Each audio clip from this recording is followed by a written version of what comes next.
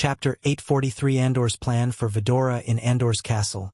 The god of time and space was sitting on his throne alone as usual. Unlike any other day, Andor had a grin plastered on his face.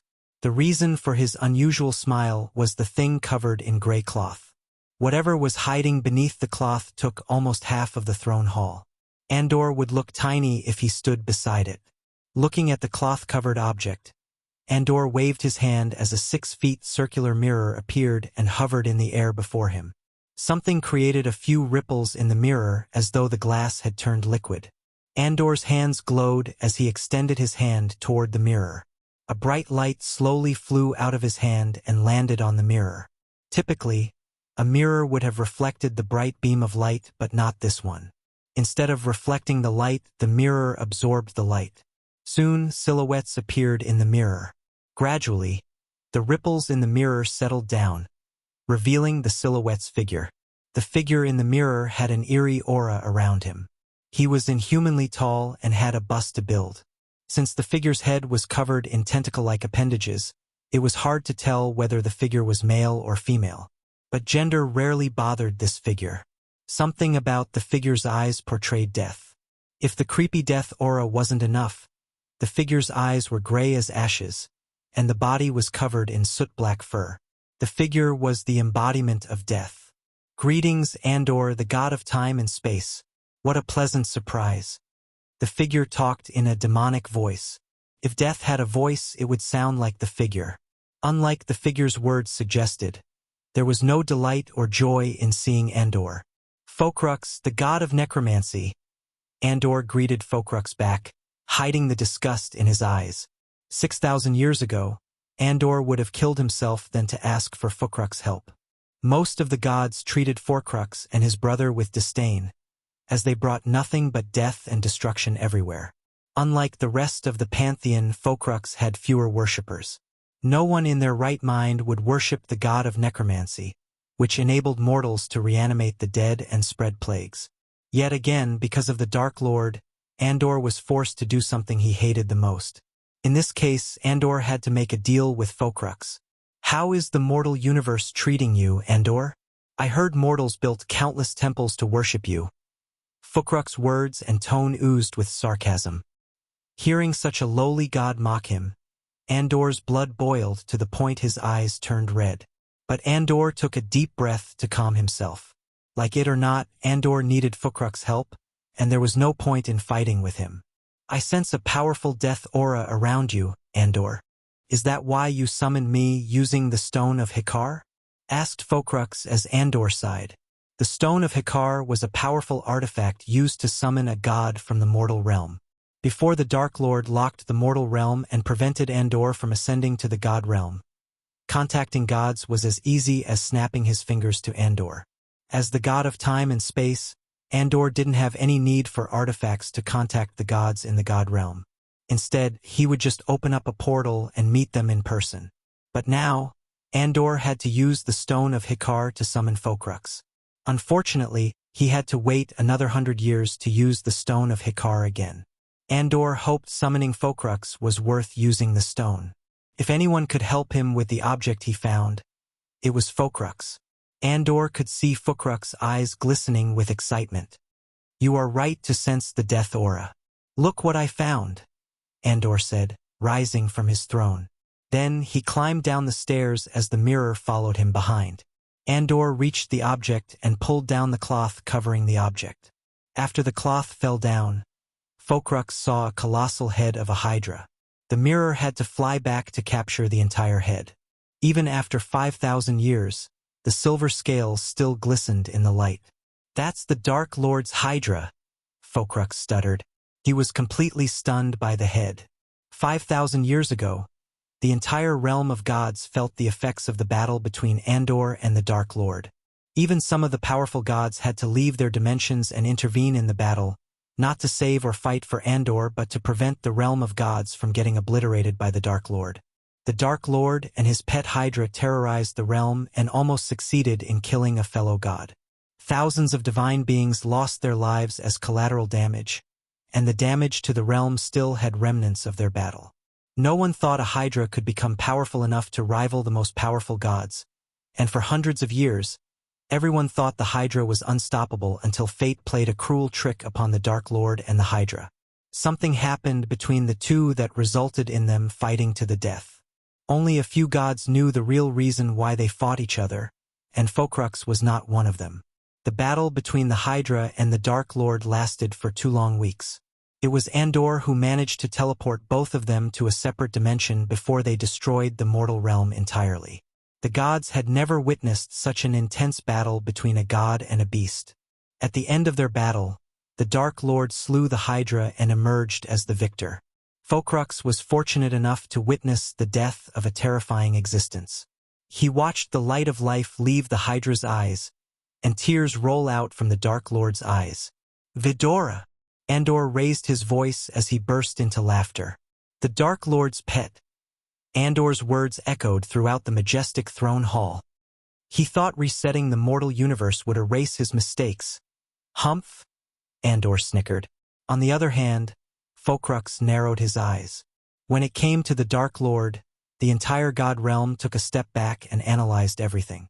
Every time they thought they outsmarted him, he pulled a surprise on them and made them pay.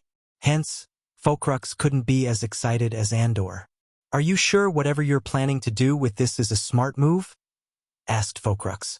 Andor's laugh faded away as he turned around. "Do you think I am making a mistake?" Andor creased his brows. Focrux slowly shook his head. "I am saying the Dark Lord doesn't make mistakes. How do you know that he didn't know Vidora's body would be spared from the array?" Focrux asked Andor. After the Dark Lord used the time array and locked the mortal realm, preventing the gods from entering it, many gods in the pantheon tried to break the array. However, they all failed and gave up. The only way to break the array was from within the mortal realm. In other words, only Andor could break the Dark Lord's array and let the gods enter the mortal realm once again as they were used to. "Ha ha ha ha," Andor chuckled. "If he didn't make any mistakes, why did he use the time array to reset the entire universe? I can agree that he doesn't make little mistakes, but instead he made a gigantic one, and you are looking at it," said Andor.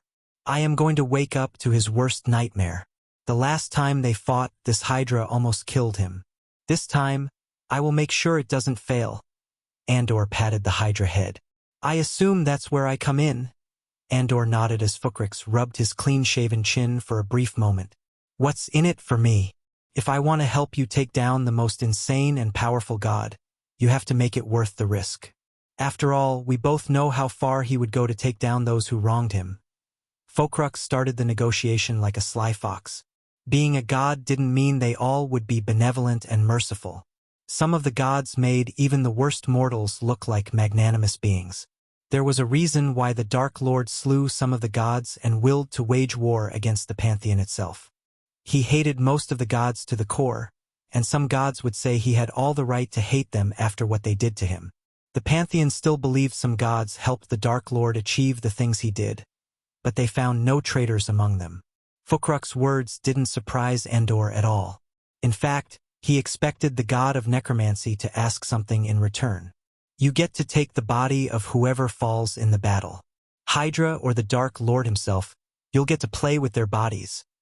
Focrux's eyes sparkled as he almost drooled, but the thought of the Dark Lord surviving the battle and coming after him made his body tremble in fear. "But if the Dark Lord survived somehow, he won't know you were involved. I know the drill. It's surprising how the gods have fallen. We used to fear no one." Andor snickered. "Lots of things have changed, Andor. The realm of gods isn't what it used to be. You will know if you manage to break the Dark Lord's array," said Focrux. "Are you going to help me or not?" Andor's voice turned grave and serious.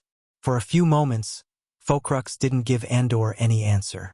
Then he took a deep breath and nodded. "I will help you reanimate the Hydra, but you need to find the entire body without missing a part. Also, as you know, I won't be able to use my power from here, so I will instruct you to conduct a ritual that mimics my powers and get what you want. It will take time though. Trust me, I can be very patient." Andor let out a murderous grin and turned his gaze back to the Hydra head. Chapter 844, Leaving the Demon's Grave in the Ash Field. Michael watched the Skyhall soldiers dig up more and more caskets from the ground. Unfortunately, Vidora's body eluded his X-ray vision altogether. The body was far too deep in the ground. If Andor hadn't given Skyhall the exact coordinates, they wouldn't have unearthed Vidora's body in a million years. He knew everything that happened to the past Dark Lord, so Andor was able to exploit his mistakes. Having no idea Vidora's adult body was in the ground, Michael patiently watched the Skyhall dig up more caskets. He lingered above the dig site for almost an hour, and all the soldiers did was dig. "I don't see a point hanging out here any longer," said Kane. Michael didn't wait for others to agree. Instead, he turned around and flew away from the place. After seeing the mural on top of the mother tree, Michael decided to leave Aitnes and the demon's grave. Initially, he planned to spend a few more days helping the Wood Elves, but he changed his plans. He thrilled himself to achieve full speed, leaving a dark lightning streak in the sky. Vidora tightened their tail around Michael's neck as they never experienced such high speed. It took them 2 hours to reach the ash field from the mother tree earlier. However, the return trip only took 45 minutes. When Michael pushed himself to the brink, several tiny lightning bolts appeared and crackled around his body. To Vidora's surprise, Michael didn't go to the tribe but came to the mother tree. He landed right before the stone pillar, creating a shock wave around the tree. "Why are we back here?" asked Sarba. Boom! Michael punched the stone pillar as it exploded into bits and pieces. All it took was one punch from Michael to erase his past self's mistakes. Honestly, Michael didn't think the past Dark Lord had made a mistake by killing Vidora. Although Michael didn't know the reason, he knew how hard it would have been for the past Dark Lord to kill Vidora. But no matter what, he wouldn't let history repeat itself, and he broke the pillar as a gesture of his promise to Vidora. "Our past is meant to guide us, not define us. We must not give out past the power to dictate our future." Michael looked at his shoulder where Vidora was looking at the pebbles on the ground and said. They slowly flapped their wings to see Michael in the eyes. "He is right," started Sarba. "The past Dark Lord left this behind because he wanted us to see it and change our future. That's what I've been trying to tell you both." Kane rolled his eyes. Usually, Kane remained silent until his response was absolutely needed. However, when his siblings tried to grow a hatred toward Ghost, he immediately came out of his shell and tried to talk some sense into them. Sarba and Kane turned their gazes toward Iag. "I am not mad at Ghost, idiots. I am just confused why they fought each other to death," said Iag. "Whatever the reason might have been, we do not need to dwell on it," said Michael. "Can we just stay here for a moment before we go back to the tribe?" Sarba looked worried as Michael nodded and went to the mother's tree's edge. He sat down and put Vidora beside him. The two of them looked at the magical world before them in peace. As they drowned themselves in the beautiful sight, Vidora slowly approached Michael and jumped on his lap. Then, the three heads snuggled against Michael's stomach and tried to embrace him with their small wings. "You are family, Ghost. We would never hurt you, and we know you wouldn't too." Iag's eyes became watery as Michael rubbed their back gently.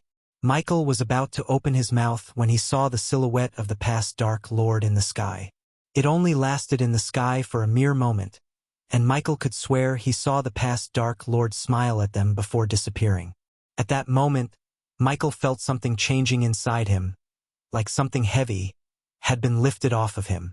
The more Michael learned about the past Dark Lord, the more he understood why he decided to reset the entire universe. At first, it felt a bit extreme to Michael, but he sympathized with him after learning about the dark parts of his life. If he had lost Gaia and been forced to kill Vidora for some reason, he would reset the universe too. He wouldn't let that happen, no matter what. The two of them spent almost an hour on the mother tree before returning to the tribe. As usual, the Wood Elves greeted him with bright smiles and cooked meat since Taskin and the others could hunt efficiently using the crossbows. "I hope you had a pleasant journey, my lord," Karat said as Michael sat on his throne. For a few moments, Michael didn't answer Karat. "My lord," Karat called Michael again. He looked drowned in his own thoughts to Karat. "What did you say?" Michael asked, snapping back to reality. "Is everything all right, my lord?" asked Karat. Thilv couldn't help overhearing Karat and approached the two of them while Taskin was helping the other crossbow bearers perfect their aims. "It will be soon," said Michael. Then, with a flick of his wrist, Michael took out the copper ring and the silver coin he snatched from the panther. Like a magnet pulling the iron closer, the copper ring pulled the silver coin almost instantly. Ding! The silver coin hit the copper coin. Michael felt the copper ring frantically vibrate as the silver coin radiated a dim glow. Soon, the silver coin glowed as bright as a torch, making the wood elves around Michael close their eyes. Suddenly, the light shot straight above Michael and opened up a vortex in the air. Michael was surprised to see the coin open up a portal in a blink of an eye. He thought he would have to ask the system or do some work to activate the copper ring. But on the contrary, the copper ring opened up a portal using the coin. How the coin was able to open up a portal was still a mystery to Michael, but he was glad it did. Seeing the weird swirling hole in the air, the wood elves gasped. When the Dark Lord first appeared in their world, Kirat saw a portal just like this portal before. In fact, Kirat saw the Dark Lord fly through this portal. Hence, his heart sank when he saw another one appear above them. The old man knew their god was about to leave their world. Michael took a step forward and placed his hand on Kirat's shoulder. "I am not abandoning you all. I will be back soon. But my lord, can't you stay with us a bit longer?" Thilf panicked as Taskin dropped what he was doing and came to stand beside his wife. "My lord, is there something we can do to change your mind?" asked Taskin, only to see Michael shake his head. "There is something I must do in my world. As I promised before, I will build a portal connecting this world to mine. I can't do that from here." The wood elves looked gloomy, and some even cried. However, they knew they couldn't change Michael's decision even though they wanted to. "Can we come with you, my lord?" Taskin stunned everyone with his question. "As much as I like for all of you to come into my world, I cannot take anyone with me at this moment." Michael slowly shook his head. He stepped back and raised his head to see the swirling vortex. As his feet ascended from the floor, the wood elves dropped to their knees one by one. Many, including children, sobbed to see the Dark Lord leave their world. "Please come back soon, my lord." Kirat's voice stuttered. He was on the verge of crying out loud. "Lady Iag, don't forget what you promised us." One of the elven girls purred as Iag nodded with a smile. "I want, and you people better be safe and sound when we come back. Otherwise, you will have hell to pay." Sarba shouted as tears rolled out his eyes. But they were not tears of sadness. On the contrary, Sarba was happy that they would be able to visit their world soon. Granted, both Fedora and Michael wanted to spend more time in Itnes, as there was so much more to explore in the world. Yet they had no choice. To Michael, his journey through the demon's grave and its noise seemed cut short by an invisible force. Nonetheless, it was his choice to leave and build a portal back into the castle. Now that he had gathered everything he wanted from Itnes, the Dark Army's financial problem would soon be history. On the bright side, Michael couldn't wait to see Gaia and Nightmare and tell them everything that had transpired. When Michael was just a few inches away from the vortex, Michael took out a modified earpiece and mirror from the system storage. He had to convert all the 10 million gold coins into badass points to modify them. It was worth the price, though. The earpiece and the tablet-sized mirror floated toward Kirat. "You can use them to contact me if there is an emergency." Michael emphasized the word emergency because he knew the wood elves would call him every day otherwise. "We will meet you soon."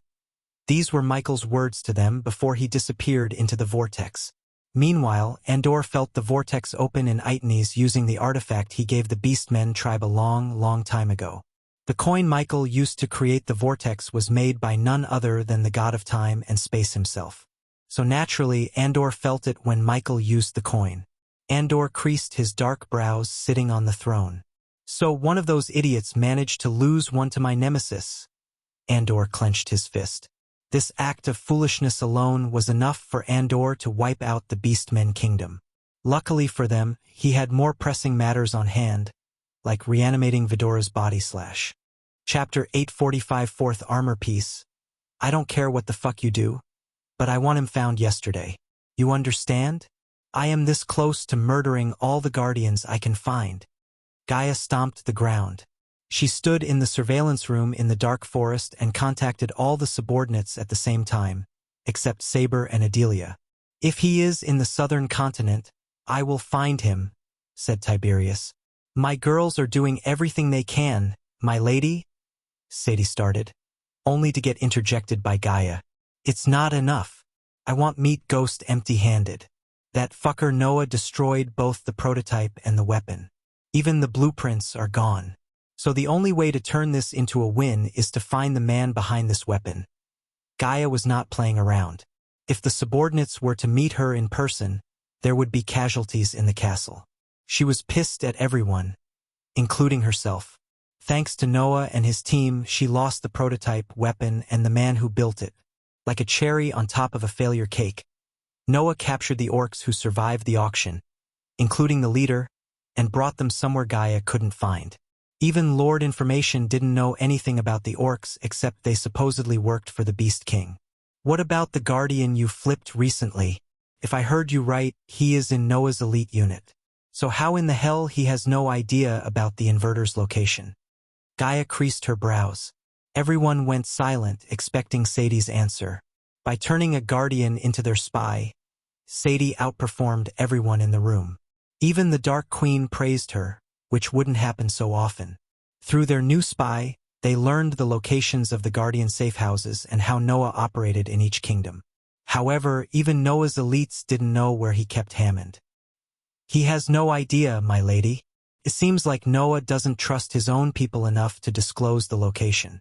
We might have a chance if we track down the Hontorum dwarves, Sadie suggested. Do you think I don't know that? The vamps are searching for them as we speak. But those bearded dodo ducks are good at hiding. After Noah's little fiasco, they went dark. If they were good at something besides building, it's hiding. The subordinates nodded in agreement. After a few more minutes of roasting all the subordinates, Gaia dismissed them. When they were ordered to leave, they all heaved a sigh of relief. To them, the Dark Queen was more terrifying than the Dark Lord himself when she was angry. They could reason with the Dark Lord, who always remains calm and collected. But in stark contrast, no one could utter a word when the Dark Queen was pissed. At that time, the only way to survive her wrath was to keep their mouths shut and agree to everything she said. My lady, Azazel appeared beside Gaia after the mirrors went dark. What does he want? Asked Gaia without turning around to look Azazel in the eyes. Her full focus was on how to find the man who was responsible for building those weapons. Lord Saber says he has an update on the 4th armor piece. As soon as Gaia heard these words, she immediately turned her head toward Azazel. Finally, some fucking good news. Put him through. Soon, Saber's face appeared in the mirror, as though all the mirrors had emerged together to form a gigantic face. Judging by the ocean around Saber, Gaia could tell he was on a ship. She also noticed Shorty running around, so she guessed he was in Big Bertha. My lady, Saber slightly bowed. Tell me what you found about the armor piece? Gaia didn't ask any useless questions like how are you or how is the journey. Instead, she went straight to the point. It's in the southern continent, my lady. To be precise, it's in Myril. The man I interrogated told me his family helped bring in 2 crates of ancient artifacts to the southern continent. Apparently, the one who hired him found these artifacts buried somewhere in the Azer continent, said Saber. What makes you think these artifacts are the Dark Lord's armor? Gay rubbed her chin in doubt. Nothing Saber said had actually pointed her to think these artifacts belonged to the Dark Lord. This man's ancestor who brought these artifacts to the southern continent has left behind a ship manifest. In that list, he has written unknown metal pieces that attract lightning. His exact words were metal parts that attract crimson-red lightning bolts. Gaia raised her brows as she realized why Saber had come to the conclusion that he did. However, she still had another question to ask. This man you interrogated, how did you find him? Asked Gaia. There was no chance for Saber to stumble upon a man who knew about the Dark Lord's armor piece. The past Dark Lord went to lengths to hide these pieces and ensured only Michael could find them. Granted, one of the armor pieces was found in ruin by others and almost auctioned out to a war god, but it was just a 1 in a million occurrence. She doubted another one of the pieces might have been found by a human. Because he tried to sell this in the Aqua Palace, Saber slowly raised a broken piece of metal with a skull engraved. That is, Gaia's voice trailed off as her jaw dropped slightly. That skull in the metal piece was, without a doubt, the symbol of the Dark Lord. There was no doubt in her mind. If that wasn't enough, tiny bolts of crimson-red lightning danced around the metal piece in Saber's hand. "One of my people was lucky to intercept the sale and inform me," said Saber. "It seems awfully legit to me. What about you, Azazel?" Gaia asked the demon butler. He focused his gaze on the metal piece. "We certainly cannot neglect the possibility that this piece belongs to the Dark Lord's armor piece." Gaia nodded. "Have you learned where these artifacts are in the southern continent?" Saber took a long, deep breath before answering Gaia. "About that, my lady, I have good and bad news. Start with good news. I've been getting more and more bad news lately," Gaia sighed. She thought it'd be too easy for them to get the armor piece without going through some kind of trial. It was like the Dark Lord anticipated everything and designed the trials for them. They had found 3 armor pieces so far, and each of them came at a price. "Well, the good news is I've tracked down who owns these artifacts, the Salinators. One of the powerful families in Kingdom Myril." "Then what is the bad news?"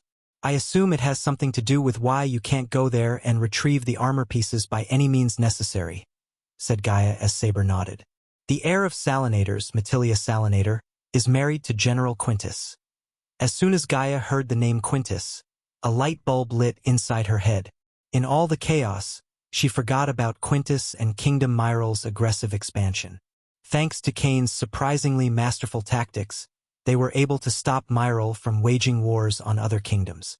Moreover, Quintus went dark after Michael killed Fabia Viritus. They hadn't seen Quintus since she turned him into a super soldier using vampire strains. Without General Quintus, the Kingdom Myril completely ceased all its hostile activities.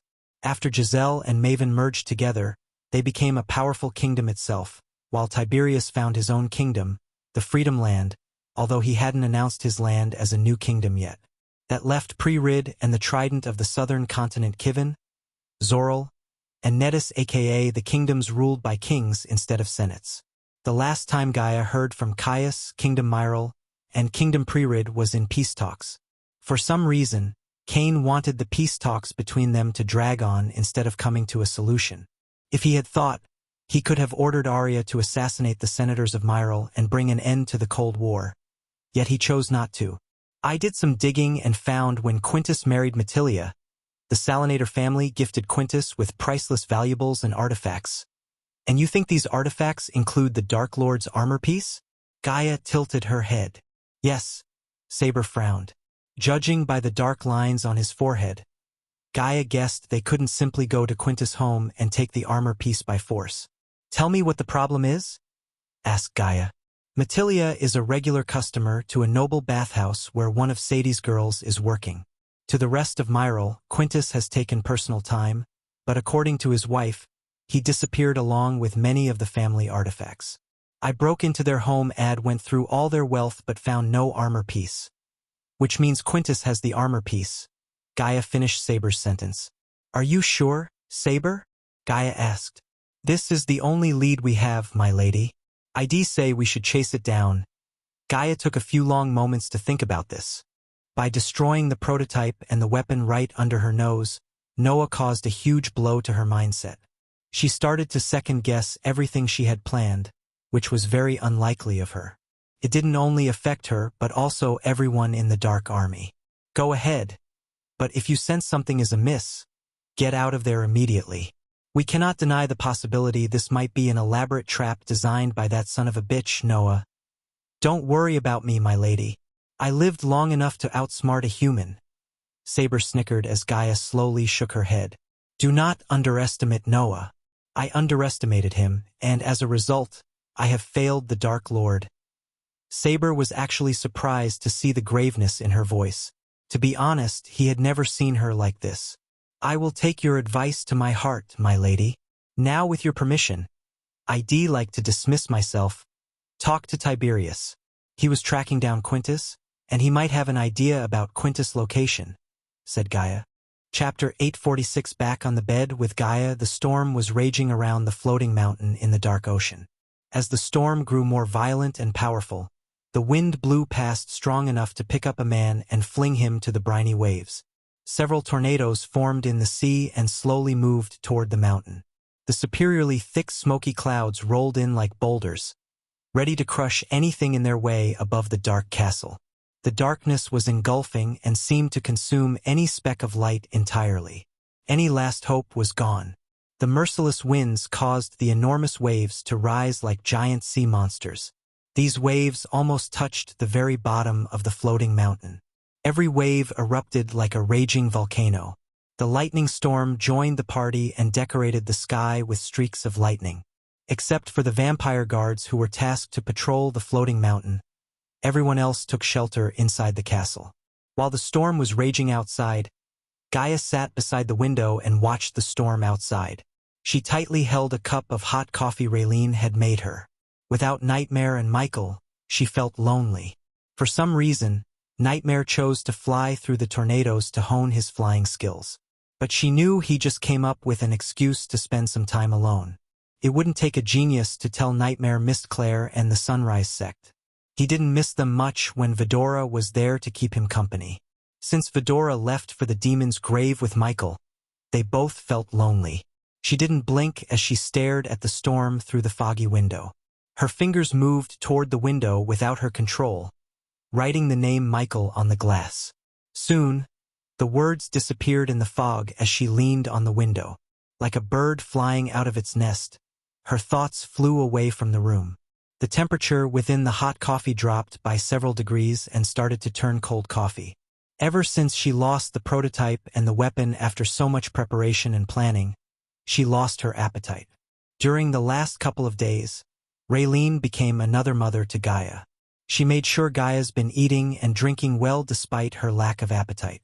When Gaia refused to eat, Rael would just knock on her head like an angry mother and feed her with her hands as she did to Cindy and Rummy. Looking at the dancing tornadoes, Gaia's consciousness drifted away as her eyes slowly closed.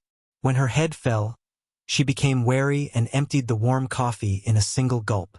Then, she strolled toward the neatly made bed and just collapsed on the bed like a lifeless body.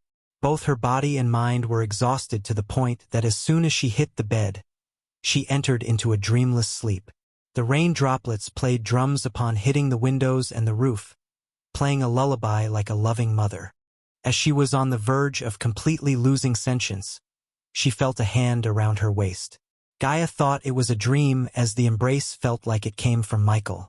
He used to hug her tight while sleeping. Every fiber in her body wanted the warmth to last longer and did not want this dream to end. Then, the hand around her waist tightened its hold, pulling her closer toward a gentle warmth. Felt too real to be a dream. She abruptly opened her eyes as her body was about to jolt out of bed. But her body froze the moment she saw Michael's face. Michael gently brushed the strand of hair falling on her face. On the other hand, Gaia looked as though his shocking return petrified her. She was speechless. "Is this real?" Gaia muttered. "You tell me," Michael said, slowly moving his head closer to hers. She could feel his warm breath breezing past her like a morning breeze. When she opened her mouth, he closed it with his own lips. Their bodies pressed together heatedly against each other, breathing heavily as they tasted each other's lips. Everything around Gaia blurred and silenced. The only sound she heard was the sound of his hands gently cupping her face to position her face for a heavenly kiss. They only departed when they lost their breath. "When did you come back?" asked Gaia. Her alluring eyes sparkled with joy at seeing Michael. It was too much of a shock to her. "Just a few minutes ago. The moment I stepped into this world, I came running to see the most beautiful girl in the entire universe." Michael pinched Gaia's nose playfully. "I see the demon's grave has turned you cheesy," Gaia purred. She threw her arm around Michael's shoulder and tried to pull him closer, although there was no space between them. "Where is Vidora?" Gaia asked.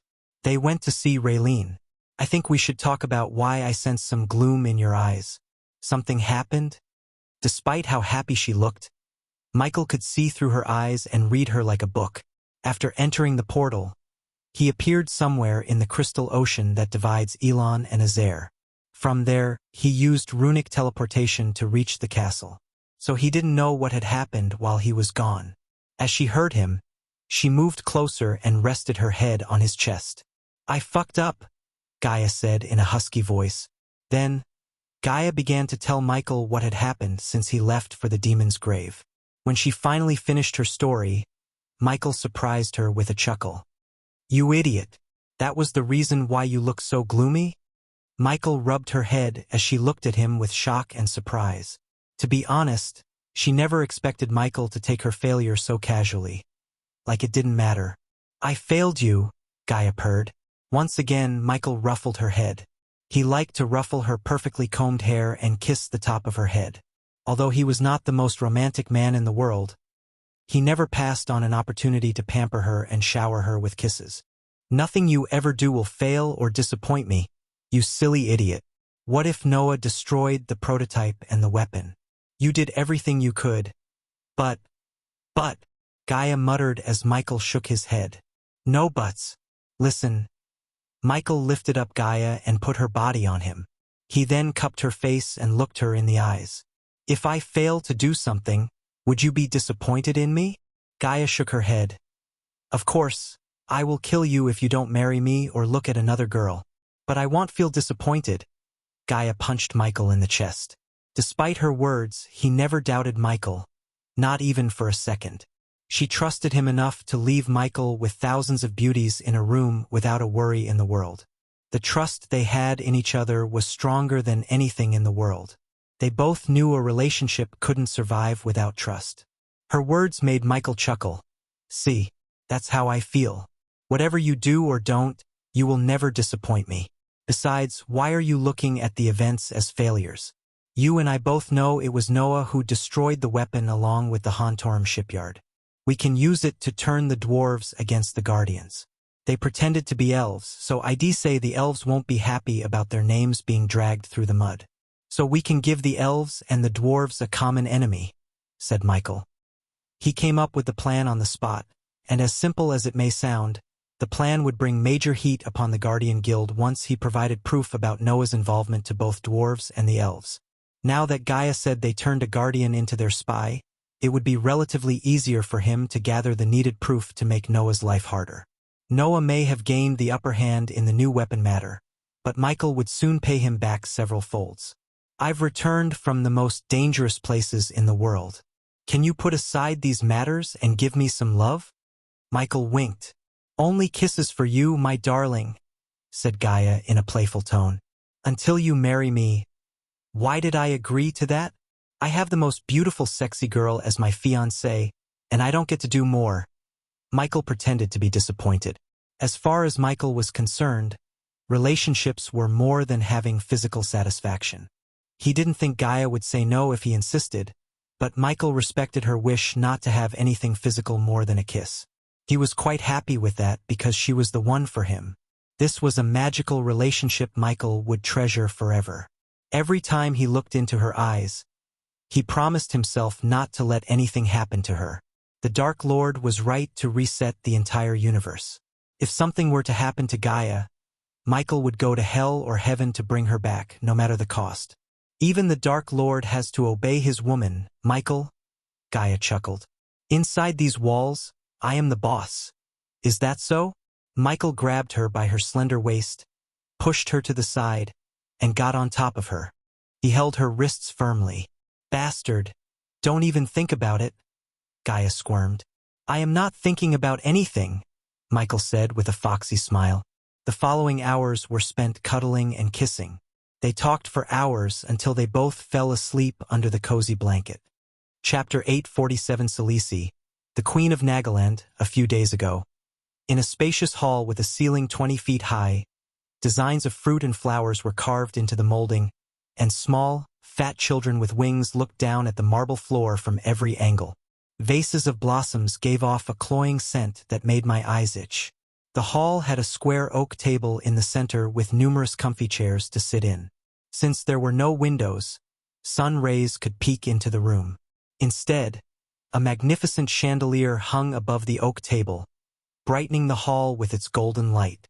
The dark brown walls made of wood perfectly complemented the marble floor, though one would think the combination wouldn't work. The only way to get in or out of the hall was the steel door with countless runes engraved in it. Seconds became minutes, and minutes turned an hour when the door finally creaked open. Zanali stepped into the hall and strolled toward the table. "They'll be here soon, Mother?" Zanali pulled out a chair and said, looking at the door. Then, a tall, graceful woman dressed in majestic red robes. Her hourglass figure sat well on her wafer-thin body. She had a complexion of an impeccable golden hue. Her pencil-thin eyebrows eased down gently to her black, beetle's leg eyelashes. A sculptor could not have better fashioned her seraph's ears and pixie's nose. Filed to perfection, her rose-red fingernails ran through her fiery red hair. Spools of it plunged around her photogenic face and hid a swan's neck, elegant and smooth. This woman was born to draw attention toward her, and it was hard not to look and give her full attention. When she opened her mouth to answer Zanali, her beguiling, oyster-white teeth lit up the room. She was the ruler of Nagaland and Zanla's mother, Salisi Hearthill. Even after marrying the king of Nagaland, she kept her last name without changing it as any woman would have. Once Salisi settled down, people began to enter the hall one by one through the door. At first, some elves arrived, then some dwarves, orcs, and humans. At last, a group of orcs with books the size of a newborn baby entered the hall and took their seats before the table. After the Nagas filled the rest of the empty seats, Salisi finally rose from her chair to address the 60 or so people in the hall. They all stopped muttering amongst themselves and turned their gazes toward her. Victoria and Evan sat with the humans in the crowd, holding hands under the table. "First of all, I thank all of you for answering the summons and coming here," said Salisi in her captivating voice that fits for a ruler. "We are gathered here to make an important step in history to protect our world from all the evil there is and will be." Salisi started her speech in a calm manner. "The great 8 clans used to protect the world and us. But the reason you've all here is that you and I both feel the same. They failed us. They forgot the very reason why they were created in the first place. Corruption has rooted in them to the core. If we want our future generations to thrive and prosper, we as their elders have to come together and do what must be done." Salisi paused and looked at her audience. "We must be the shield that protects our world from evil and darkness." Salisi slightly raised her voice. "We must be the light bringers in the shadow." Her words echoed through the hall. "We must fight for the future of this world for our children." Everyone had a tiny spark in their eyes after hearing her thundering words. Each of them in the hall was handpicked by Salisi herself. The most important thing Salisi looked at in them was their patriotism and the thirst to protect the world. If one was to dig more about each individual, they could find that these people either witnessed the Dark Lord's wrath in person or were kicked out of their clan for doing what the others deemed a violation of clan rule. But if they hadn't violated the rule, many would have died or failed to get the justice they deserved. For instance, Evan left the Guardian Guild after witnessing Ghost obliterate the entire Ithalan Island and the Barnes family. What he witnessed that day and how weak he felt affected him mentally. For almost a year, Evan fought the traumatic experience and took the path to self-destruction. At one point, he wanted to kill himself so he could stop hearing all the cries for help. As a godsend, he had Victoria and Zanali. Evan would have been inside a casket 6 feet deep if it weren't for them. After finally stabilizing his mental health, Evan decided to stop running from his fear and fight it head-on. And his fear was just a man, the Dark Lord. So when Zanali told him about Sales's plan to fight the Dark Lord, he agreed without a second question. Just like Evan, every single one in the hall had a story. Some were affected by the Dark Lord's actions in one way or another, while some had a strong moral sense to fight evil and protect the world. Since all the great 8 clans made sure the biggest evil in the world was the Dark Lord, they naturally felt inclined to fight the Dark Lord. Instead of giving a long speech about who I intend to fight, hopefully with your support, I will show you what he was capable of and what he will do to us if we do not fight. Salisi flicked her wrist as a cube materialized on the table's center. A dim light shot out of the cube and formed the image of an island. The images changed from uniquely built buildings to people laughing with their children on the streets. Those who realized where these images were taken clenched their fist and prepared them mentally.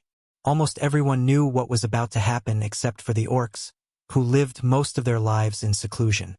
Then, as they guessed, the beautiful island became a battlefield.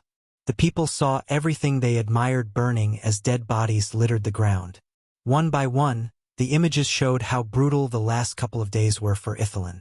Thousands of mothers lost their sons and daughters. Thousands of children lost their fathers and became orphans, and thousands lost everything they had and had to beg for refuge in the nearby kingdoms, said Salisi as the images continued to vex their minds. Only one man was responsible for all of the death and destruction, the Dark Lord. As soon as Salisi uttered the name, the entire hall went silent. But unlike most of the population, the people in the hall seemed furious rather than afraid of Michael. Some of those who lost their loved ones in Michael's war against Ithalan clenched their fist to the point their nails sank into their skin and started to bleed. As we all know, the great clans did nothing to bring him to justice. They are busy doing their politics and fixing their public image. That's one of the many reasons why I want to form a defense against the Dark Lord in the shadows. Because to fight evil such as him, we need to get our hands dirty, said Salisi as Zanali sighed inside. A year ago, if her mother proposed to build another order in secret to fight against the Dark Lord, she would have outright rejected it or tried to talk her mother out of it. But after witnessing all the death and destruction caused by the Dark Lord firsthand, Zanali learned the hard way that her moral views do not apply to him. Evan slowly raised his hand. Evan, right? Salisi turned her gaze toward Evan. He nodded and continued with his question. Let me get this straight. Are you telling us that we have to find a new clan or an order outside the Great Eight clans? Asked Evan. Our new order doesn't need to be separate from the Great Eight clans. As you may have noticed, some of you are in one of these clans. You don't have to leave your clan to fight, just like I don't have to leave my throne. What matters is we are in this together, and we must focus on one thing, putting an end to the Dark Lord's reign before it begins. In other words, you want us to be double agents. Victoria's question followed Sales's explanation. I don't want you to be anything. You are allowed to leave if you want to. I am prepared to put my life on the line to ensure my children and the future generation get to live in a world without any fear of the Dark Lord and his evil aura. The question is, will you do the same? Salisi asked Victoria. It wasn't Victoria who answered the question but Evan. I can't talk for the others, but I had enough of Ghost and his cruel reign of terror. I watched him slaughter thousands of soldiers for what? Revenge? No. Evan shook his head. He wanted to quench his thirst for blood. There was a time I said to myself, he is not that bad. Evan shrugged. Yes, he was not bad. He was evil. I saw the look on his face when he slaughtered Maxim Barnes, his wife, and his daughter. He enjoyed their pain and suffering. To this day, there are people who still suffer because of him. I, for one, will not stand aside and let him continue to terrorize the world I want my children to grow up in. So yes, I will put my life on the line and fight him to death. Evan banged the table as Salisi smiled, looking at the people around Evan who agreed with him. Despite their racial differences, everyone in the hall decided to form a vanguard against the Dark Lord. 5,000 years ago, what started as a mere group of 70 members grew into a shadow clan that rivaled the Great Eight clans. Like it or not, history had a tendency to repeat itself. Chapter 848. Not one but two. Andreas, after initiating her own order against the Dark Lord, Salisi returned to her room.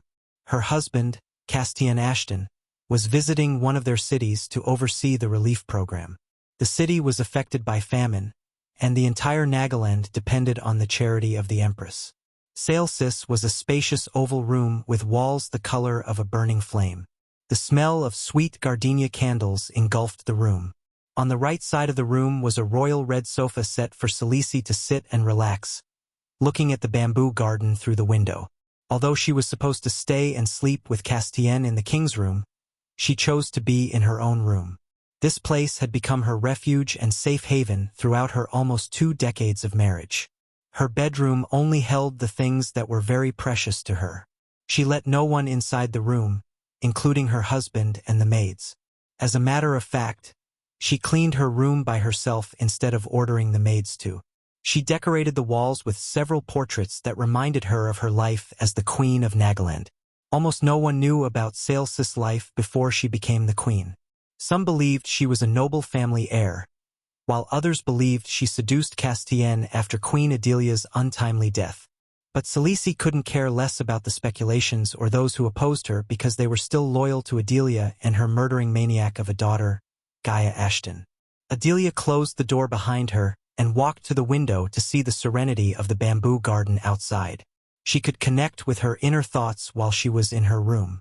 Her mind established a sense of peace as she stared at the peaceful garden outside. Whenever her life in Nagaland got tougher, which happened so often because of Gaia and Adelia's loyalists, she would come to her room and think things out thoroughly in order to make life easier. The sound of the bamboo fountain canceled out the sounds of everything around her. As she looked at the bamboo garden, a puff of smoke came from one of the portraits depicting a village. The smoke slowly took the shape of a middle-aged man with milk-white hair. The man hovered in the air behind her, waiting for Salisi to turn around. She made him wait for a few minutes and then turned around. "Has everything gone according to our plan?" asked the man. "It went better than we expected. You know how to pick them, Andreas." Salisi addressed the man as Andreas, the Supreme Guardian. She was not wrong, as the man before her was indeed Andreas. Just like the soul inside Noah's ring, the man before Salisi was another part of Andreas' whole soul. The only difference was the soul part in Sales's room was much younger compared to the soul piece inside Noah's ring. "Except my disciples," Andreas sighed. "You didn't choose Noah Winston, Andreas. He was born a god just like the Dark Lord. You chose Noah because you wanted to train Noah in the fight against the Dark Lord," said Salisi. "It seems like my other soul part is doing a bang-up job training Noah. I wouldn't be here if he wasn't," Andreas sighed. Although both Andreas derived from the same soul, they became separate beings. Besides, the Andreas with Noah was in existence longer than this Andreas. As a result, Mentor Andreas lost some memories, including the other soul pieces in existence. "Don't underestimate Noah, Andreas.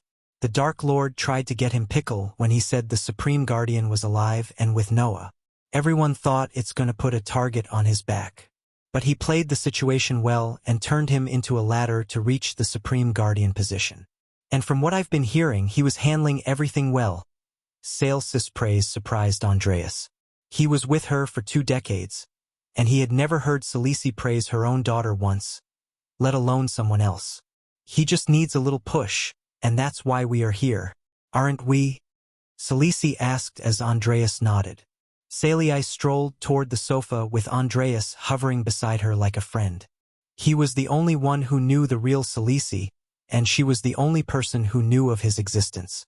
They had been collaborating for almost 2 decades. 20 years ago, Salisi and Andreas orchestrated Adelia's death to usurp the throne of Nagaland. Adelia's family, the Wraiths, was building a powerful kingdom to support the Dark Lord when he arrived in this world. They almost succeeded in their plan because before Salisi took the throne, Nagaland was powerful enough to take on the Elven Empire itself. Gaia blamed Salisi for the downfall of Nagaland, and she was right to do so. To be precise, Gaia was half right. Sales's rule was indeed the reason for Nagaland's downfall, but what Gaia didn't know was that Salisi planned everything. Sales's sole reason for being the Queen of Nagaland was to keep Nagaland in check because the last thing the world needed was a superpower to back the Dark Lord in his war against the world. So far, Sales's plan was going without a hiccup. Her next move was to build a shadow order to fight the Dark Lord in ways the Guardian Guild would never dare. She built an image of a kind and compassionate queen for this very moment. Everything she sacrificed and went through was finally coming together. "I think he needs more than just a little push. I think we need Noah to see that the longer he ignores the Dark Lord, the more people will suffer. Power comes with responsibility. Noah needs to learn that one way or another." Andreas' voice was grave. Fortunately, he lacked a physical body and was restricted from leaving Sales's side. Otherwise, Noah would have had 2 mentors to argue with. Noah thought his current mentor was pushing him hard toward fighting the Dark Lord, but he didn't know how bad it could have been if this Andreas had been inside Noah's ring instead. "Destruction is easier than creation, Andreas. You cannot blame the guy too much. He's clearly doing his best, Why are you defending him so much, I wonder? Because you aren't. Like it or not, only Noah could kill the Dark Lord. So we should help Noah instead of criticizing him. Andreas sighed, nodding. You are right. I just hope he stops wasting time and cuts down the Dark Lord's army. We have put our plans in motion, Andreas. We will start dismantling the Dark Lord's empire piece by piece, starting from the kingdoms in the southern continent. An hour ago, the gathering went more successful than Salisi and Zanali expected. It was really surprising for them to see how many people were boiling with rage inside toward the Dark Lord. They all needed an outlet and a leader who directed this anger and utilized them against the Dark Army. When Salisi slowly filled in the void they desperately hoped to be filled, they were all easily swayed to join the order. While Salisi was addressing everyone's concerns, Zanali left the room for a moment and brought back a whiteboard with several portraits stuck to it. Many of those portraits were hand-drawn and resembled Michael. Surprisingly, some of them highlighted the Olympus around Michael's wrist. The people in the hall turned their gazes at the whiteboard and the portraits. They silently expected Salisi to explain what the hell those portraits were except the ones that had Michael's face. While most of their eyes were glued to the whiteboard, Salisi flicked her wrist as a brass spyglass finished with various intricate runes appeared on the table before her. If one looked closely at the spyglass, they could see a tiny H embossed among the runes. The H was really, but it was there, symbolizing the creator of this spyglass. To defeat the Dark Lord, we need to know both his strengths and weaknesses. Until recently, I thought he didn't have a chip in his armor. But this little thing changed my thoughts by exposing a crucial weakness. Salisi paused for a moment, letting everyone boil with curiosity. Everyone leaned forward. Then, Salisi slowly gave them an answer. The Dark Lord is not as strong as we thought while he was in the southern continent. Everyone was visibly shocked to hear Salisi because her words contradicted what they believed. As the world knew, no one could use cultivation power within the void line. Hence, the moment someone entered the southern continent, they would become mortals. Even the immortals were not an exception. That was the reason the southern continent looked like a new world to the cultivators and why they avoided the place. Moreover, that was why Michael chose the southern continent as his home base, because in a world where no one could use energy, one who could would be the god. This spyglass was built to gauge someone's cultivation level when the void effect hit the continent of Elon and Azer. But it could determine someone's cultivation even when they were inside the void. No one bothered to look for someone's cultivation in the southern continent because there was no point in that until the Dark Lord started to use arch energy within the void line. Salisi placed the spyglass back on the table and continued. Although he uses energy, the moment he stepped into the void line, his cultivation went from immortal to core formation. Salisi slowly turned around and placed her hand on the portrait of Olympus. This thing around his wrist is what gives him the ability to use cultivation within the void line. If we take this out, he'll be as weak as a commoner. How certain are you of this? Asked Victoria. I'd bet my life on it. Each of you will get one when we wrap this up. So if you don't believe me, you are welcome to take this and monitor the Dark Lord from one of our safe houses. Chapter 849 Money Problem. Michael took a long nap on his comfy bed with Gaia under the storm's lullaby. Even after the storm had disappeared, the sky was still dark and gloomy, leaving only clusters of drizzling gray clouds. The Dark Army and everyone in the castle didn't know the Dark Lord had returned from the demon's grave. So it was just another day for them. When Michael finally opened his eyes, he saw Gaia curled up under the warm blanket attached to him like a koala bear. He slowly pulled away her hands and left the bed while trying his best not to wake her up. As usual, Michael entered the bathroom attached to his bedroom and took a long bath. Although he kept his body clean using arch energy, he was accustomed to taking baths. Then he wore a new set of round-neck full-sleeve shirt, long coat, trousers, and boots. Of course, everything was in black as he liked. After a long time, Michael had two swords on his back, forming the shape X. Standing before the 6-feet mirror, Michael combed his hair, rolled his sleeves to his elbows, and left the room. "Good morning," Gaia purred as she slowly woke up from her sleep. She rubbed her eyes and stretched her arms above her head. Michael stood there as Gaia came to him, pecked him on the cheek, and went inside the bathroom to take a bath. He waited for her outside.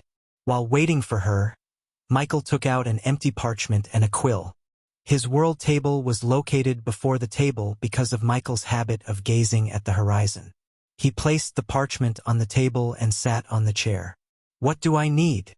Michael rubbed his head through the hair with the quill and listed everything he needed to brew his special brew in his mind. One by one, Michael wrote everything on the parchment. Except for the herbs that were only found in Itnes. Michael needed a cauldron big enough to hold 1,000 liters of liquid. Fortunately, the dwarves had finished building a new alchemy hall for Michael to start his work. The next thing he required was the bottles to hold the brew. Certainly, he couldn't hold the brew in vials. Instead, he needed glass bottles. When it came to glass bottles, the only place to get them from was Dalgarum. Once he got all the required items, he could finish the brew in a day or two. As he finished writing his list, Gaia exited the bathroom, smelling like a newly blossomed jasmine. Once again, she kissed him on the cheek and unsheathed his swords without noticing the parchment in his hand. The sword almost slipped out of her hand, but she managed to grab it by the hilt with both her hands in time. "Bloody hell! It's heavy," Gaia gasped. She had to use a bit of her strength to lift the sword back into the air and swing. "Careful," Michael warned Gaia. "Now that you can forge weapons, why don't we visit this magic forge of yours and forge something for me?" asked Gaia while swinging around the dark sword. "Do you have something in mind?" Michael asked Gaia.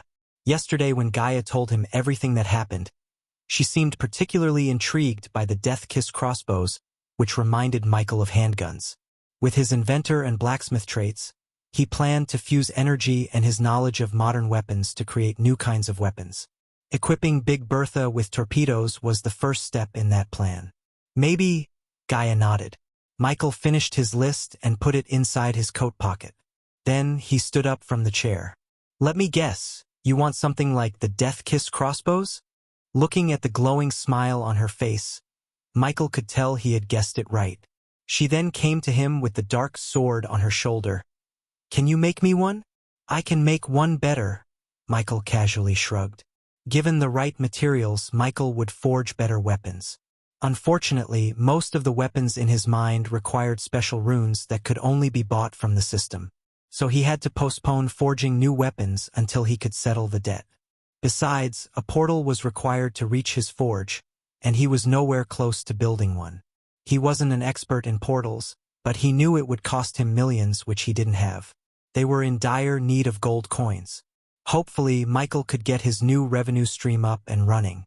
Otherwise, they would be in big trouble because although the Dark Army was loyal to him, loyalty wouldn't fill their bellies and keep their needs in check.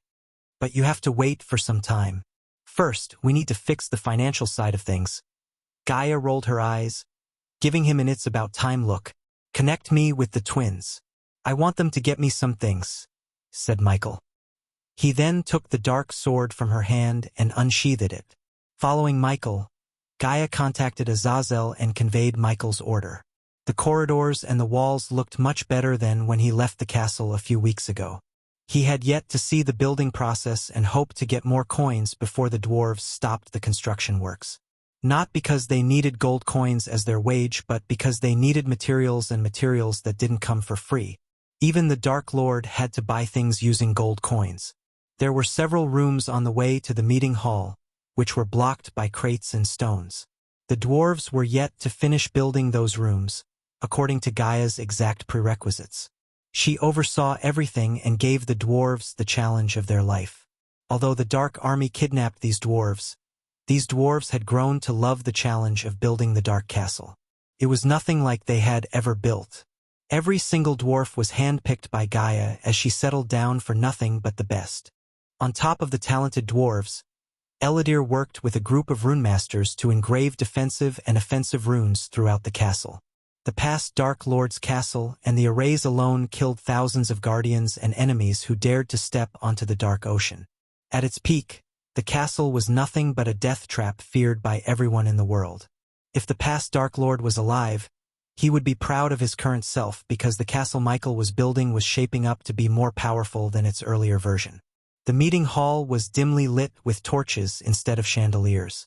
The flickering light illuminated by the torches added an eeriness to the hall. When Michael and Gaia reached the meeting hall, they saw Azazel was waiting for them. "My lord," Azazel bowed deeply.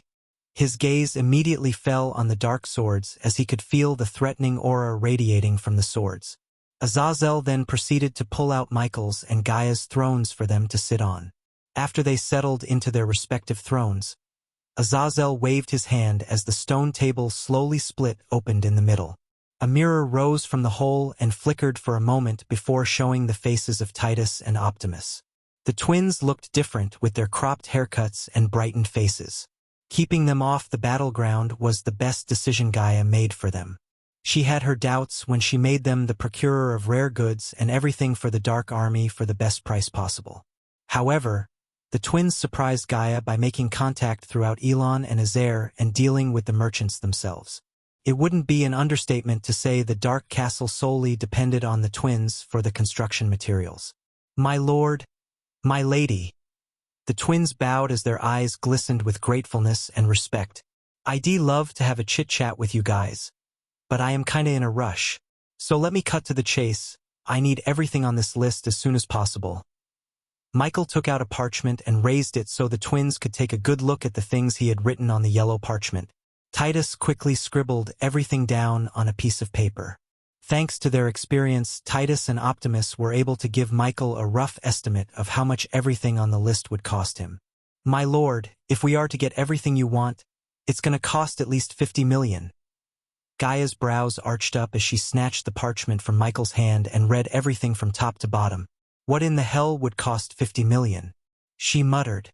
But when she saw the epic-class cauldron, the largest size, Titus' words made sense to her. "Why stop for epic? Just write down you need legendary class," Gaia said sarcastically.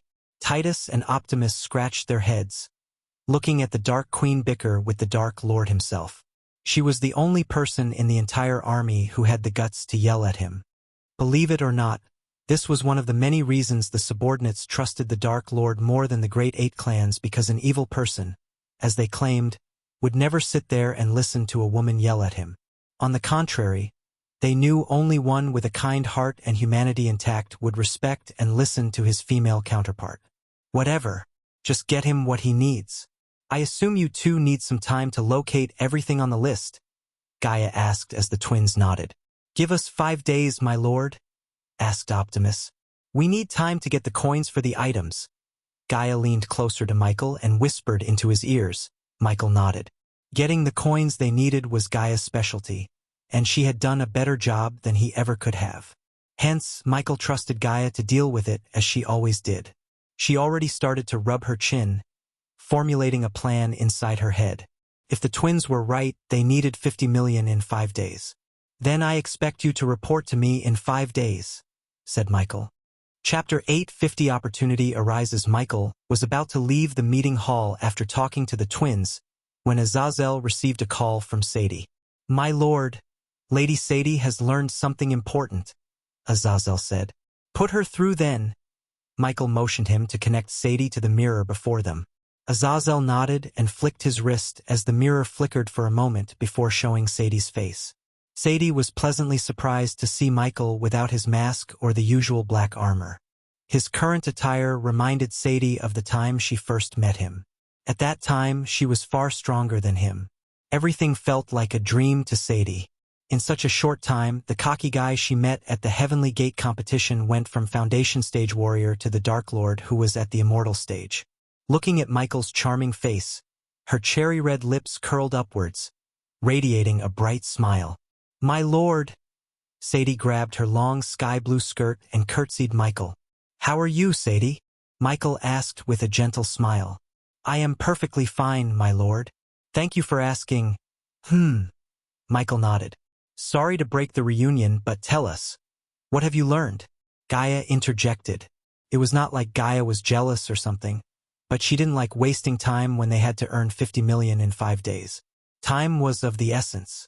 Princess Chanel Forbes was cursed by an elven mage. "My lord."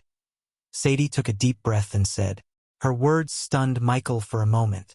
The name Forbes rang a bell inside his head. If he was right, The king of Kethen, Noah's homeland, was called Porter Forbes. Princess of Kethen? Gaia asked as Sadie nodded. When Gaia was the princess of Nagaland, she met Chanel at a gala and exchanged a few words. Of course, Gaia paid little to no attention to Chanel or any other nobles. She hated those galas and always found an excuse to escape midway. Go on. Tell us everything you know.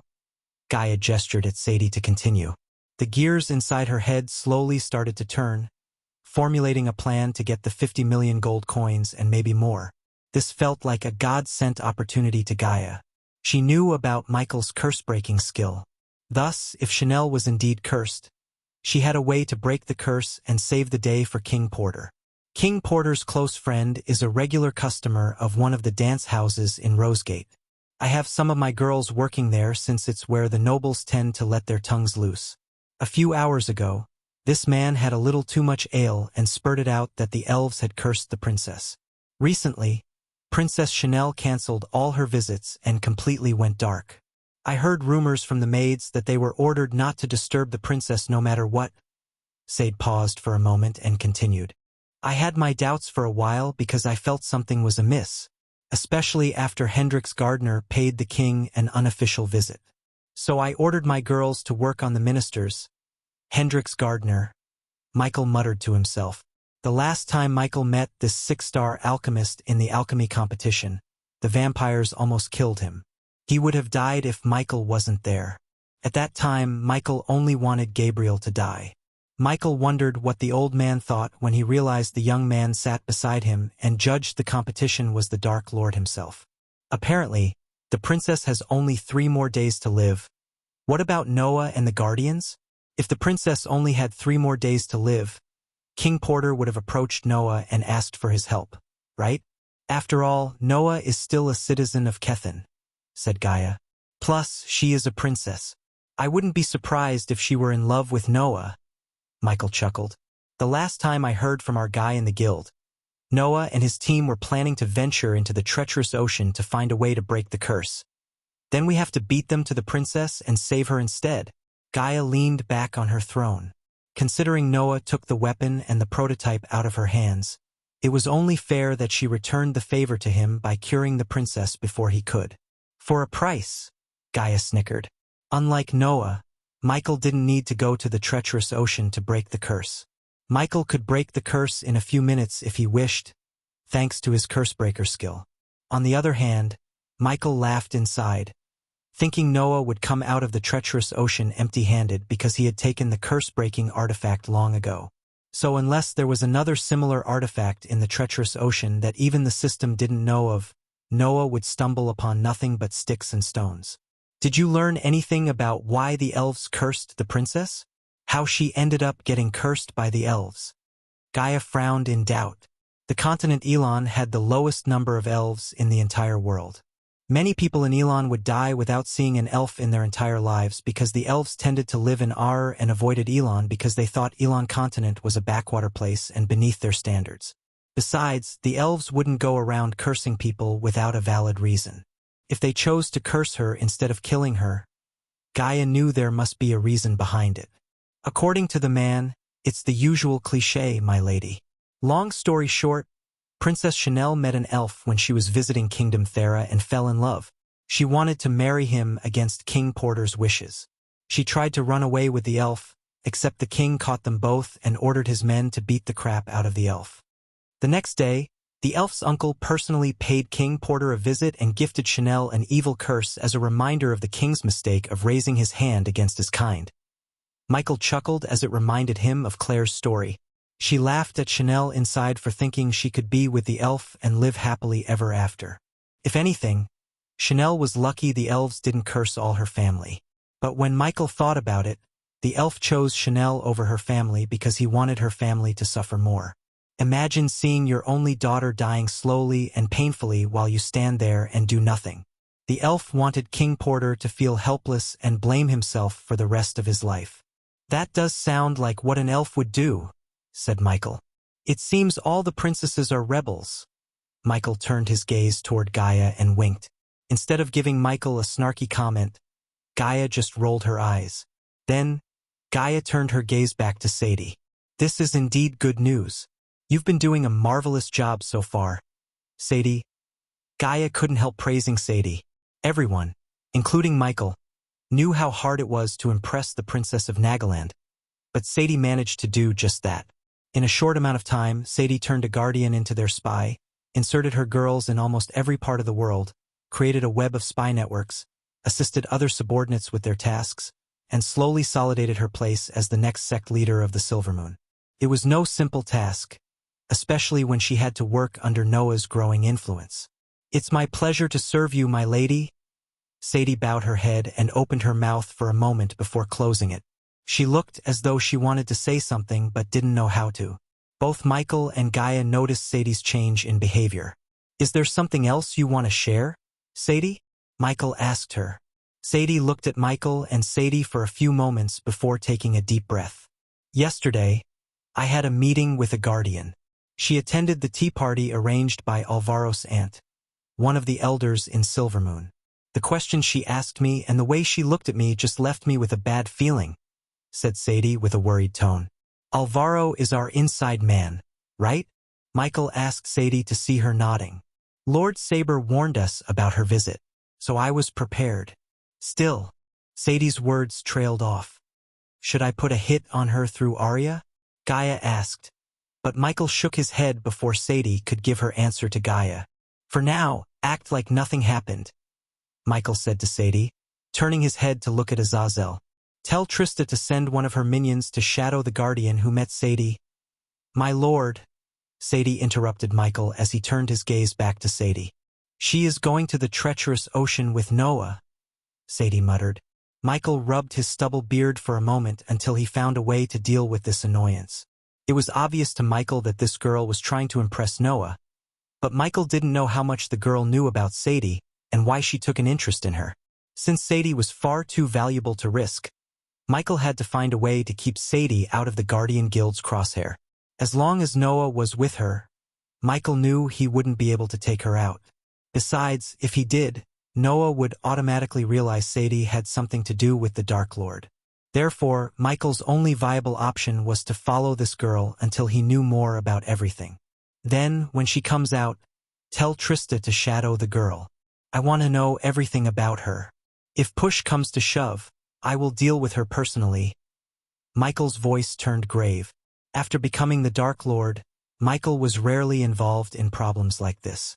Instead, he had subordinates to solve them for him. But this felt like something he had to deal with it personally. After hearing Michael's words, Sadie heaved a sigh of relief. With the Dark Lord's reassurance, Sadie could rest easy. The last thing Sadie wanted was a guardian to snoop around. After all, she was just a few months away from getting crowned as the next sect leader. Chapter 851 Breaking the Curse for a Price Princess. Chanel's room was nothing like a typical princess room. Contrary to bright colors, Chanel used dark colors to decorate her room. The walls looked gloomy, with dark brown paint and a lack of light through the royal red curtains covering the windows. Chanel decorated the room with numerous things she had collected through visits to other kingdoms.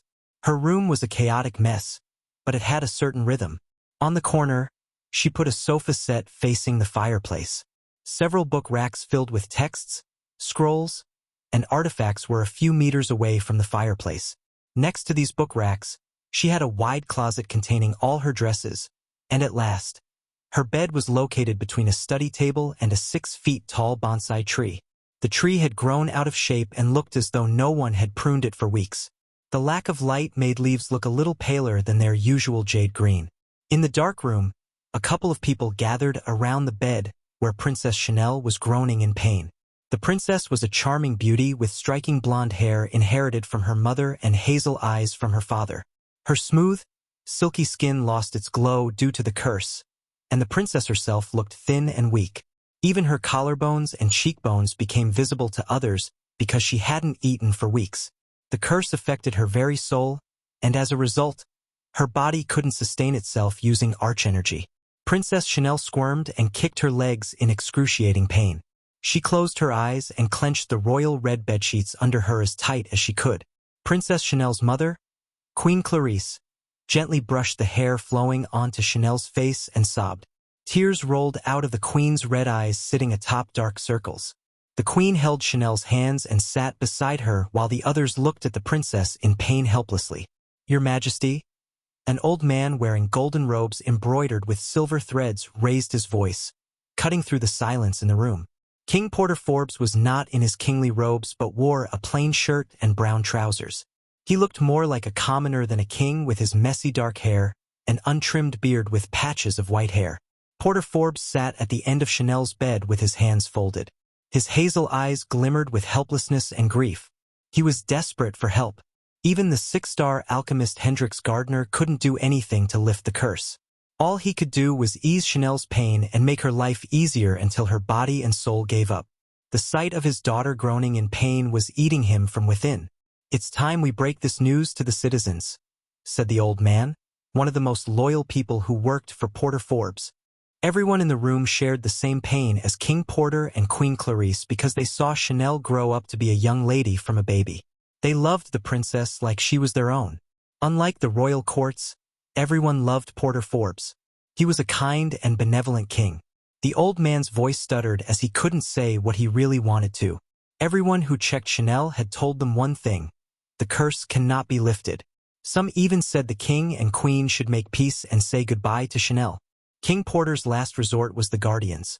But even though Noah was a god, he lacked the powers to perform the miracle of lifting the curse. "How can I?" the king muttered. "Arg!" Suddenly, Chanel began to scream and frantically wriggled on the bed. Queen Clarice quickly wrapped her slender arm around Chanel's waist and stopped her daughter from rolling out of bed. Meanwhile, Porter grabbed Chanel's legs and tried to lessen her squirming. Princess Chanel's scream echoed through the room, making everyone shudder. The way she screamed and shouted really made them want to leave the room as soon as possible. They weren't strong enough to stay there and see the princess in agony. Princess Chanel continued to suffer for almost an hour. By the time she stopped screaming, her body had no strength left to move, except for the muffled groans. No words or sounds came out of Chanel's mouth. Porter's heart told him to have hope and expect Noah to return with a cure, while his mind told him to accept the inevitable. He was unfortunate enough to know how powerful elven curses are. One of the elven runemasters who examined Chanel's soul told him that no one could lift the curse, including the one who put the curse in the first place. The curse was unliftable and shouldn't have been used on a human, according to the elf.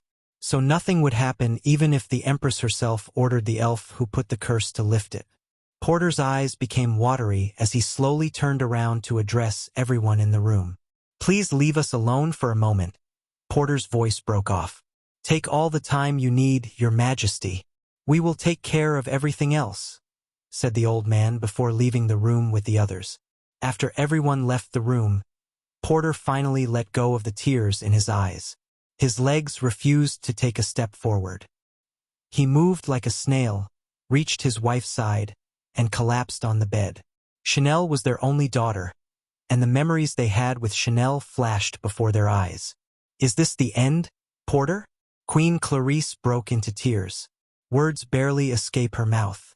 Porter couldn't even give Clarice a few comforting words because he knew there was no way of helping Chanel. If there was a chance of remotely lifting the curse, Noah would have given them hope. Even he told Porter to strengthen his heart and mind and prepare for anything. "Why do the gods want this for us? What did we do wrong? If there was a god, he wouldn't have let this happen to our daughter," Porter said, gritting his teeth. The helplessness he felt turned into anger, and when Clarice talked about the gods, Porter snapped. But little did they know that when they needed a god, the one who arrived to help was the devil. The curtains slowly swayed to the wind as Porter and Clarice felt a cold breeze. Everyone around them darkened as the dim light orbs flickered. At first, they thought the wind caused the orbs to flicker. But then, everything grew darker to the point Porter and Clarice couldn't see what was before them. The room turned pitch black. A few seconds later, the orbs flickered back to life, giving them just enough light to illuminate a third figure in the room. Porter's pupils shrunk as he saw someone sitting on the other side of Chanel's bed. Porter's warrior instincts kicked in as he quickly rose from the bed. He instinctively reached for the sword and grabbed the side of his waist where he used to have his sword. Queen Clarissa's motherly instinct made her pull Chanel close to her. A calm voice resonated through the room when Porter was about to shout out for the guards. "You wouldn't make a sound if you want your daughter to live." The words made Porter's heart skip a beat and prevented him from making a sound. As much as Porter wanted the guards to come running into the room, he wanted to know if there was some truth to the intruder's words. "Show yourself," Porter ordered the intruder. A candle slowly flew past him and hovered beside the intruder. Then, the intruder lit the candle with a snap of his fingers. To Porter's shock, the candlelight illuminated the face that terrified everyone: the Dark Lord. Porter's heart almost stopped when he saw the Dark Lord's eyes that glowed like bloodstones. Dark Lord! Queen Clarisse trembled from head to toe. Her fear of the Dark Lord paralyzed Clarissa's body. As Porter was searching for words, the Dark Lord rested his head on his fist and sat on the throne with his leg atop the other. The king and queen had no idea how he managed to enter the castle without raising any alarms. If he wanted them dead, there was nothing to stop them. However, his glowing eyes didn't contain any killing intent within. "Where there is pain, let there be darkness." Porter and Clarisse heard the Dark Lord's bone-chilling voice. Their minds were in too much shock to process his words. "I am the only God who listened to your pain and came here to help. Tell me, Porter, will you save your daughter or deny my help and let your daughter die in pain?" The Dark Lord's words sounded slow and deep. Each word struck them like an arrow. If this was any other situation, Porter would have called out the guards and fought the Dark Lord himself despite the obvious results. Still, Porter was a God-fearing man who would rather die fighting evil than serve one to live. However, he couldn't bring himself to refuse the Dark Lord's help when his daughter's life depended on his words. "You have 5 seconds to decide. Your daughter's life is in your hands now," said the Dark Lord. He didn't give them much time to think about anything except Chanel's life. This was the small light of hope they had in days. Everything and everyone failed them, and in 3 days their daughter would die in pain. Any parent at this time would give anyone anything to save their child, and Porter and Clarisse were no different. 1. The Dark Lord raised a finger. 2. He raised another finger and continued to count. "Save her," Porter answered him when the Dark Lord reached count 4.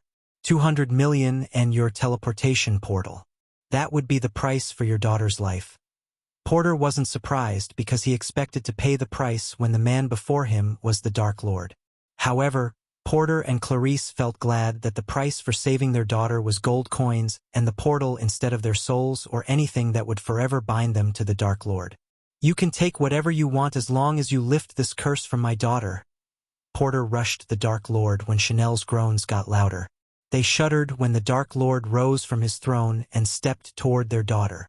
Part of them wanted to keep Chanel away from the Dark Lord's reach, but they stood still like statues, looking at the Dark Lord placing his hand on Chanel's head.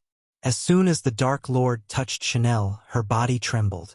A glow appeared in Chanel's chest as Porter and Clarisse watched the glow getting brighter and brighter until they heard something snap. After they heard a sound like a twig break, the Dark Lord took his hand away from Chanel and stepped back. "Father." Porter heard the word he thought he would never hear again. Under his watery gaze, Chanel slowly opened her eyes. Chapter 852 Portal to the Forge. King Porter Forbes and Queen Clarisse spent the entire day with Chanel, who was miraculously cured by someone. The ministers were speechless to see Chanel walking out of her room fully healed. The king and queen went with the story that the curse suddenly disappeared from Chanel's soul. As much as the monsters and the nobles doubted Porter's words, they had no other explanation. The possibility of the Dark Lord entering the castle and lifting the curse had never come across their minds. That day, King Porter ordered the servants to prepare a lavish feast, celebrating Chanel's recovery. The evening sun cast long shadows upon Kingdom Kethern. As the slanting rays of the setting sun gave a warm orange tinge to the horizon, the darkness slowly shrouded the rest of the world. Soon, Rosegate was aglow with bright city lights, and the castle stood atop the Jill like a fully decorated Christmas tree.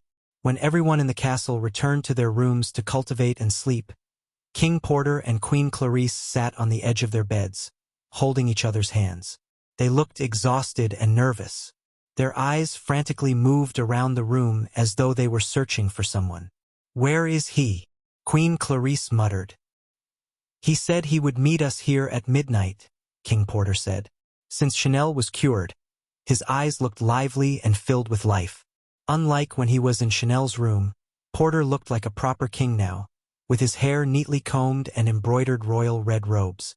Despite the concerns in their hearts, they remained silent, waiting for the Dark Lord. Silence swept across the room, and a wolf's howl in the distance kept them company. Eventually, the light orbs in the room started to flicker just like the orbs in Chanel's room when the Dark Lord arrived. Suddenly, the light radiating from the orbs got snuffed out as darkness completely took over the room. Their hearts shuddered and prepared to meet the Dark Lord.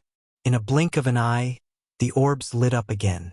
Although King Porter and Queen Clarice expected the Dark Lord to arrive, they still felt a bolt of shock running down their spines when they saw him sitting on a throne made of skulls and bones before them. Their bodies jolted up from the bed as if the bed was on fire. "How is the princess?" Michael asked King Porter and Queen Clarice. They were surprised to hear the humanity in his voice, unlike before. "She is doing good," King Porter answered. "Under any other circumstances, I would have lifted the curse for no payment. But even I have some obligations. As a ruler, I think you would understand," said Michael.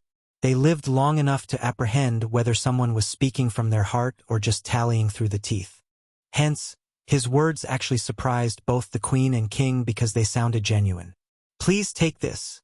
King Porter slowly removed the space ring from his finger and extended it toward the Dark Lord. The ring ascended into the air, floating toward him. Michael quickly took a look inside the space ring and saw stacks of gold coins.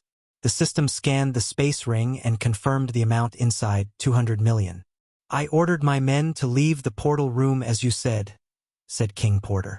After seeing Chanel laugh once again when he thought they had lost her, King Porter didn't regret making a deal with the Dark Lord at all. Deep down, they felt grateful to the Dark Lord because if it wasn't for him, Chanel would never have been cured. It was he who answered their prayers. So no matter what the world said about him, to them he was a man who saved their daughter. Besides, he just asked for 200 million and a portal which was practically nothing to a king. The only problem was King Porter had to deal with the generals and the ministers about the sudden disappearance of the portal. He just hoped the Guardians or Noah wouldn't become suspicious of his dealing with the Dark Lord. Eladir and his minions were dismantling the portal and teleporting the parts as they were speaking. Instead of building a new portal that would cost 300 million, Eladir suggested Michael get an existing one. Then, he could modify the portal to connect the castle to the forge using the copper ring left behind by the past Dark Lord. Luckily for Michael, King Porter had recently built a teleportation portal with the help of Ice Fair Duke. "Just remember one thing, King Porter, every coin has two sides. Do not believe everything you hear," said the Dark Lord, rising from his throne. He strolled to the wind with his hands stuffed in his pants pockets. "What should we do if the elf wants to harm Chanel again?" asked Queen Clarice. Since the Dark Lord was kind enough to lift the curse, she hoped he would discreetly do something about the elves. But what she really wanted was for the elf who cursed Chanel to die because as long as the elf was alive, Chanel's life would always be in danger. As a mother and a queen, she had to protect Chanel, even if that meant striking another deal with the Dark Lord. "You should ask this to Noah. He will deal with the elves. As much as I'd like to rip apart the elf who cursed the princess, it's better for Noah to deal with them instead of me, because the less I involve in your lives, the better," said Michael.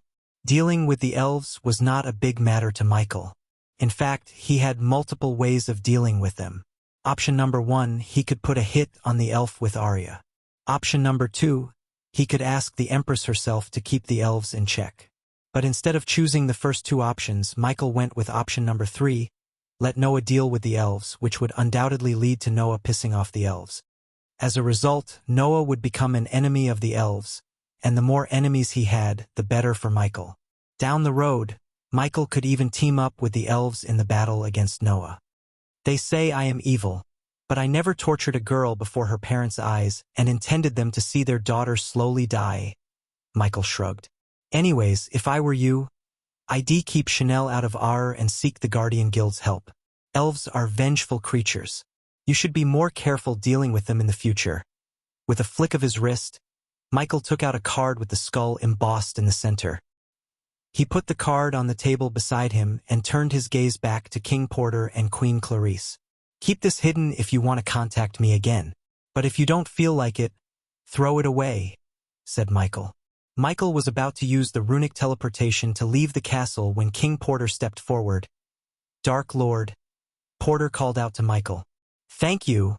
When Michael turned around, King Porter lowered his head. We are grateful for what you did for our daughter, Queen Clarice slowly said. You are good people. You don't deserve such punishment, as he said.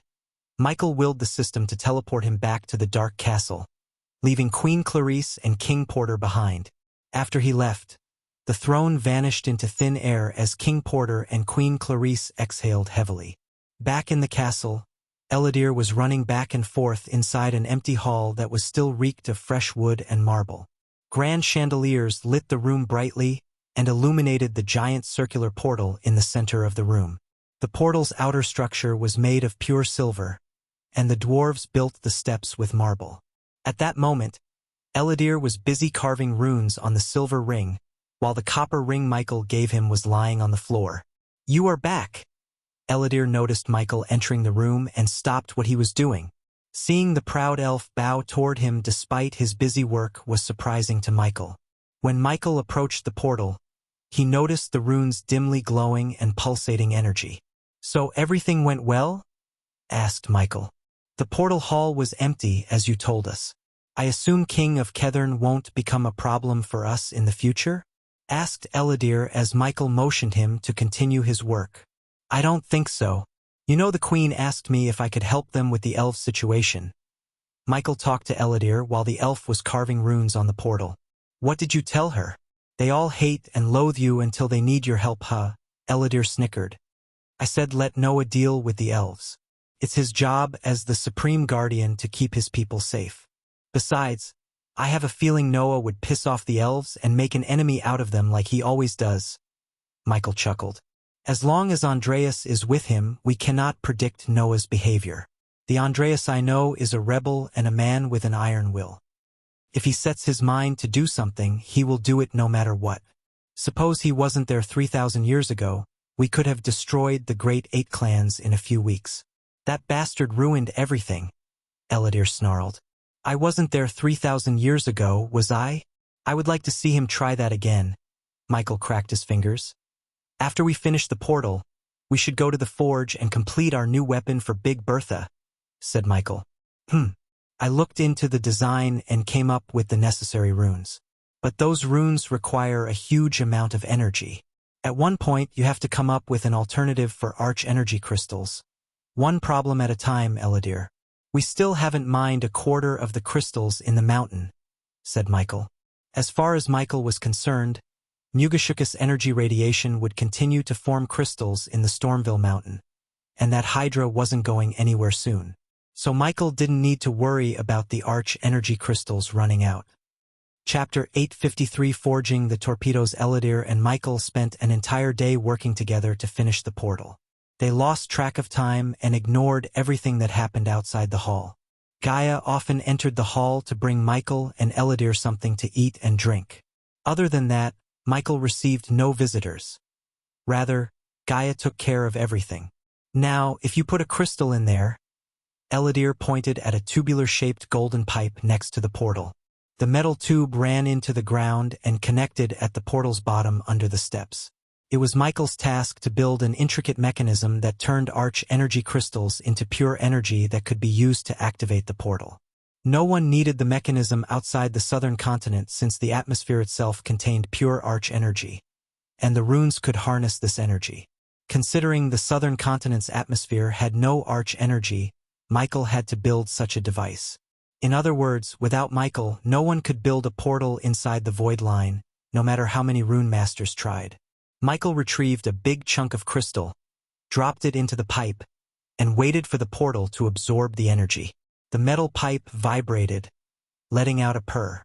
White smoke slowly escaped the metal pipe as Michael sensed an intense heat radiating from the pipe.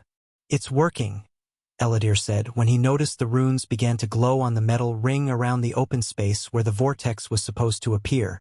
These intricate symbols began to glow brighter and brighter until Michael felt the space around him distort. It was like an invisible magnet pulling him closer. With a suppressed boom, a crimson-red vortex appeared within the ring in a blink of an eye. "Let's bring some creature and send it through the portal first," Eladir said. But he was too late to realize Michael had already dashed into the portal.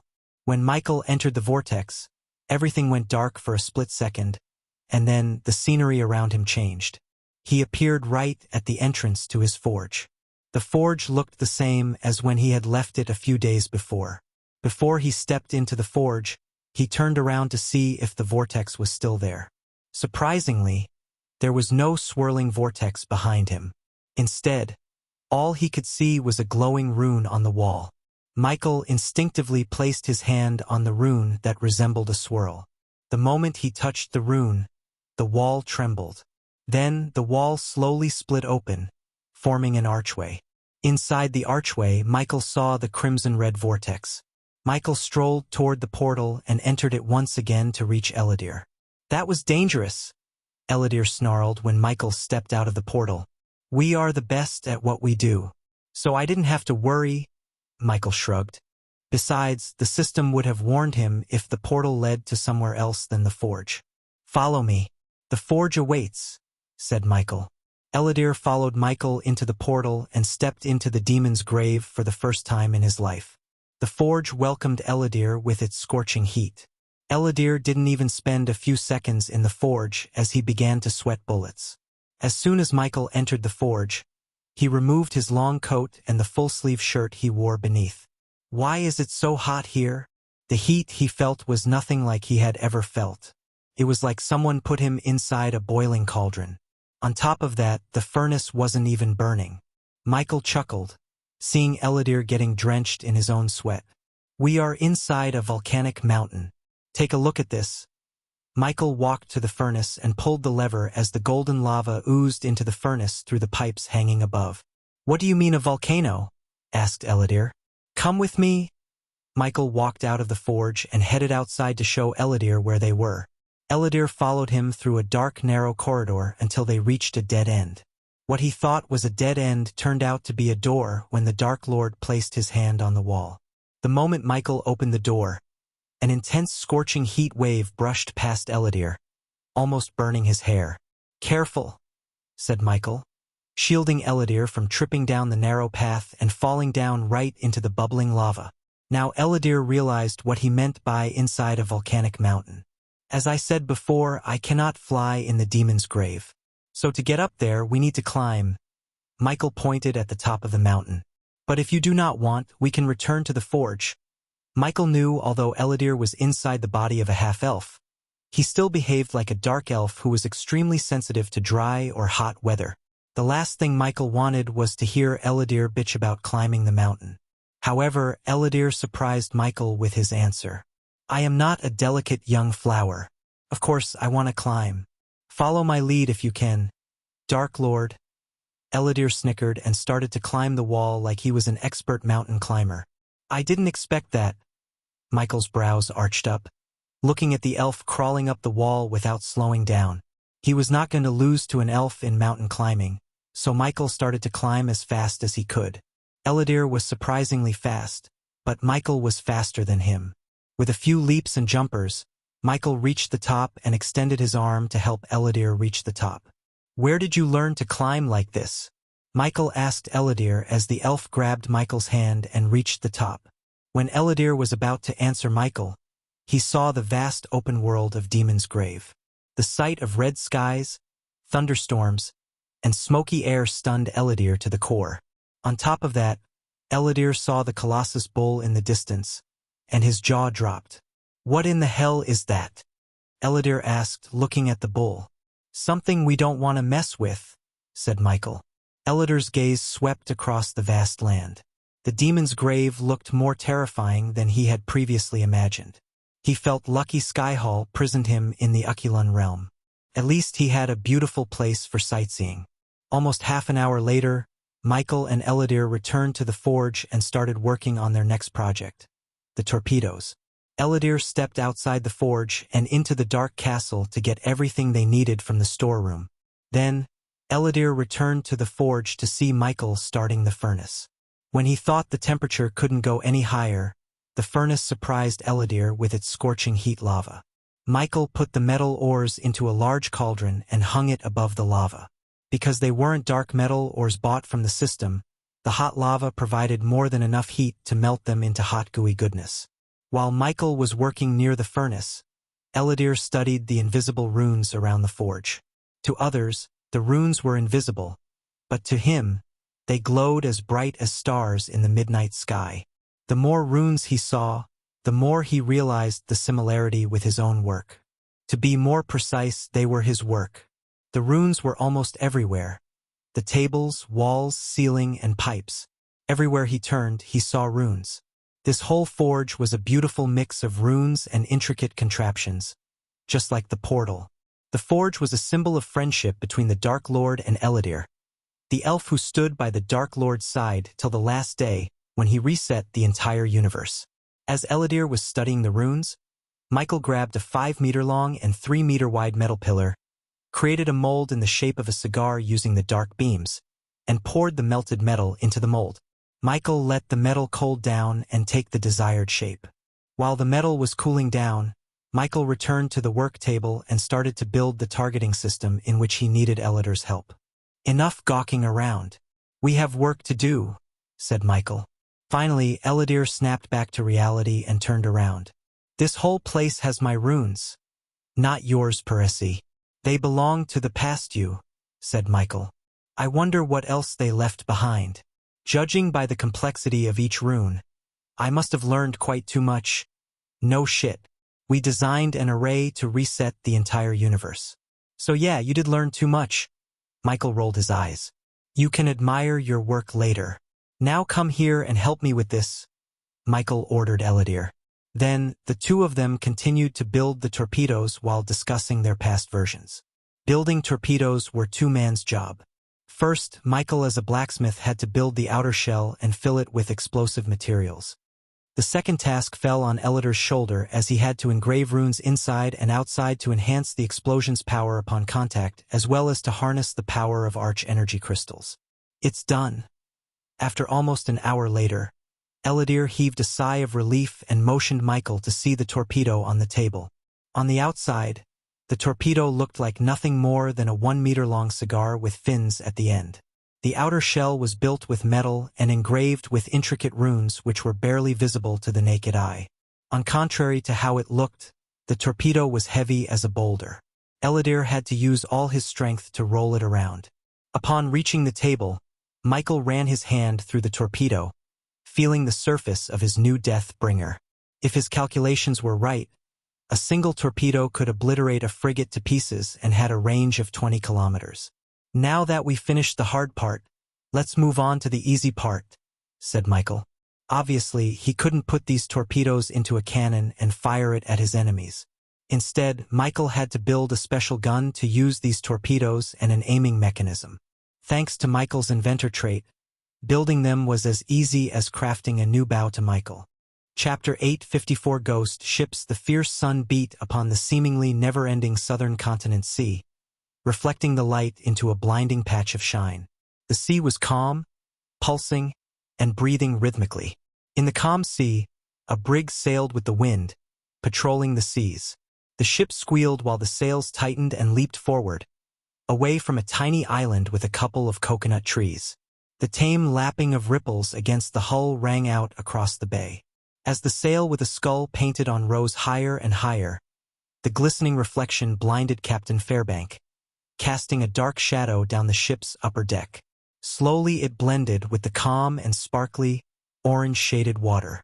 The sail calmly swayed from side to side and occasionally flapped in the morning's ocean breeze. The stench of salty air gave the crew a kick of boost to tackle the day ahead of them. In the distance, a gust danced and twirled across the water's surface. The ship slowly glided forward through the mirror-like water. The puff ever so slowly crept closer, as if it was the predator and everything else was the prey. "Look alive, men. We have rich fat merchants to milk," Captain Fairbanks roared. The soft breeze streamed through his red hair and oval face with blue eyes. His loose white shirt fluttered in the wind, exposing his hairy chest. Fairbanks and his crew terrorized the sea under Pirate Lord Vance until the Dark Lord decided to kill Vance and many of his pirate captains for refusing his offer to join him. Fairbanks was one of the lucky ones who were spared by the Dark Lord's wrath. "I have a report saying the Phoenix Manor merchants are on their way to Gisel for gem trading. So you men know the drill. We intercept, check their goods and make them pay their taxes." Fairbanks laughed out loud. A year ago, he wouldn't have spoken these words even if someone had put a blade against his throat.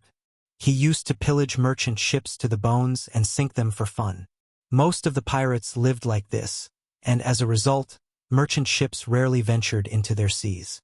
During their best days, they pillaged 1 or 2 ships every 3 months and went without pillaging for the rest of the year. Sometimes, 2 pirate groups would fight each other for a crate of rum or less. But everything changed when the Dark Lord conquered the seas and took over the pirates. He struck deals with the merchants and ordered the pirates to stop pillaging them like madmen. Instead of pillaging, the Dark Lord ordered the merchants to pay a percentage to the pirates every time they ventured into the southern continent for trade. Many pirates hated the idea of collecting taxes and not pillaging. But they did as they were told anyway because the pirates knew better than to mess with the Dark Lord. Those who did were brutally murdered and thrown to the sharks in front of the other pirates as a warning sign. Fairbanks was one of those who wanted to avoid ending up being shark food. At first, Fairbanks and his crew were skeptical about the Dark Lord's unconventional order, but the number of merchant ships coming to the southern continent gradually increased. Within 6 months, there were more merchant ships than pirate ships on the seas. As a result, the pirates were able to make more coins as their cut from the tax than they ever did pillaging. The pirates who felt skeptical and hated the Dark Lord for preventing them from pillaging quickly changed their minds about him. Under the Dark Lord, the pirates thrived and lived their golden age. For Fairbanks, this was just another relaxing day at the sea. His task was to intercept the merchant ships and tax them according to the goods they were carrying. After all these times, Fairbanks could do the tasks in his sleep. As he was sailing on the calm sea, his quartermaster, a dark-skinned man with nose piercing, rushed toward Fairbanks. "Captain, we have spotted a ghost ship," the quartermaster said. His dark eyes contained a sliver of fear. Fairbanks had the same fear in his eyes as he heard about ships with no symbols or crest on sails attacking the pirate ships and disappearing. Rumor had it that the Dark Lord's naval army has lost 5 pirate ships to these ghost ships. Fairbanks' hands reached for the spyglass dangling on his waist and looked in the direction the quartermaster was pointing. Through the spyglass, Fairbanks saw a lone ship heading in their direction. There it was, a frigate with no symbols or crest on its gray sails. As soon as Fairbanks spotted the ghost ship, a strange bell echoed through the calm sea. It sounded like a cry mixed with both anger and sadness. "What are your orders, Captain?" asked the quartermaster. Fairbanks lowered his spyglass and turned his gaze back to the quartermaster. "Man the cannons and prepare for a battle," said Fairbanks. His voice was loud enough for the entire crew to hear him. Soon, they all grabbed a spyglass and scanned the horizon. "Ghost ship spotted." At that moment, a pirate manning the crow's nest shouted, pointing at the horizon. Almost everyone on the upper deck heard and saw the ghost ship. It was too late for panic control. "Prepare the cannons," the quartermaster roared as his order swept across the deck. The pirates panicked and stood still like statues for a few moments. They spent too long collecting taxes and enjoying life without battle, so when they were ordered to prepare for battle, their bodies refused to move. It took them a few moments to realize the danger they were in. "We will bring their heads to the Dark Lord," Fairbanks shouted. The moment the crew heard the name of the Dark Lord, they snapped back to reality because the fear of the ghost ship was nowhere close to the fear they had of the Dark Lord. The crew quickly reached the cannons, and some ran down to the lower decks to convey the battle order to the crew down there. While the crew was preparing for a battle, Fairbanks raised his spyglass to take a look at the ghost ship again. "What the?" To his complete shock, he saw no ship through the spyglass. He frantically moved the spyglass left and right, trying to locate the ship. Looking at Fairbank, the quartermaster looked through his own spyglass and was stunned by the sight of an empty horizon. The ghost ship was nowhere to be found. "Do you see the ghost ship?" the quartermaster shouted at the pirate standing atop the crow's nest. But before he could answer the quartermaster, the pirate fell down from the top and splattered all over the deck, painting the floor red. The crew was stunned by what had just happened. In their shocked state, they failed to notice the iron arrow on the floor, covered in the pirate's blood and flesh. Suddenly, out of nowhere, the ghost ship appeared closer to Fairbank's ship. The crew and the captain were caught off guard. They had no idea where it came from. "Take cover!" Fairbank shouted as every fiber in his body screamed at him to lower his head and duck. He was a veteran and had enough battle experience to guide his crew out of thick situations. However, his battle experience was overwhelmed by the sheer power of the ghost ship. All the 50 cannons on one side of the hull exploded at the same time and bombarded Fairbank's brig. 9 out of 10 times, a brig had no chance of winning against a frigate. Unfortunately for Fairbank, his ship was too close to the frigate and unprepared for return fire.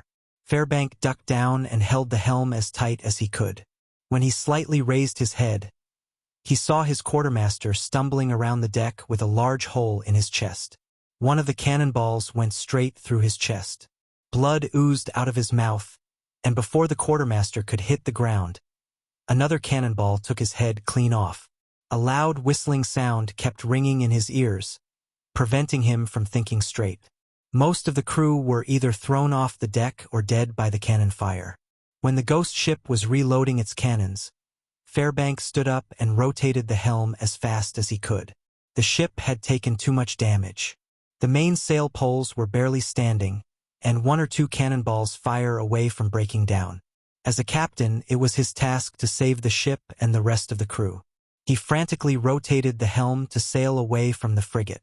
While trying to escape, Fairbanks looked at the ghost ship and saw the hostile crew. They were all dressed in some kind of silver robes with pointy hats. None of their faces were exposed as they covered themselves from head to toe. "Full sail!" Fairbanks shouted. He knew it was too late for them to return fire. The only hope they had was escaping the frigate before it reloads its cannons. Boom! Out of nowhere, a giant arrow hit the front deck and split open the brig in half. Fairbank failed even to see where the arrows were coming from. More arrows rained down upon the deck, impaling everyone and everything. With the front half slowly sinking down, there was no chance for Fairbank to escape the frigate that had almost finished reloading its cannons. "I am not going down without a fight," Fairbank roared as he unsheathed his cutlass. He ran toward the rope they used to board the hostile ships and tried to swing to the frigate. He could have escaped if he had let go of the rope and jumped into the water. However, he was a pirate through and through. He may have let go of pillaging, but he would never die without putting up a fight. When he was about to land on the deck, he heard another volley of explosions. Suddenly, everything turned dark around him. The last thing he remembered was a sharp pain in his head. Then, his whole body felt light. Chapter 855 New Weapon for Big Bertha. Meanwhile, back in the forge, Michael finished forging everything he needed to use the torpedoes and prepared to leave. He put out the fire in the furnace while Eladir put the torpedoes in the space ring. To snuff out the flames, Michael had to pull the lever beside the furnace down. As soon as he pulled it down, a chilling stream of frost fired out of the ancient ice core and put out the flames. "Let's go," Michael said. Eladir nodded and walked toward the portal to leave the forge. After they entered the portal, a strange sensation ran through their bodies. The sudden drop in the temperature affected their bodies and minds. It took Eladir a few moments to feel normal.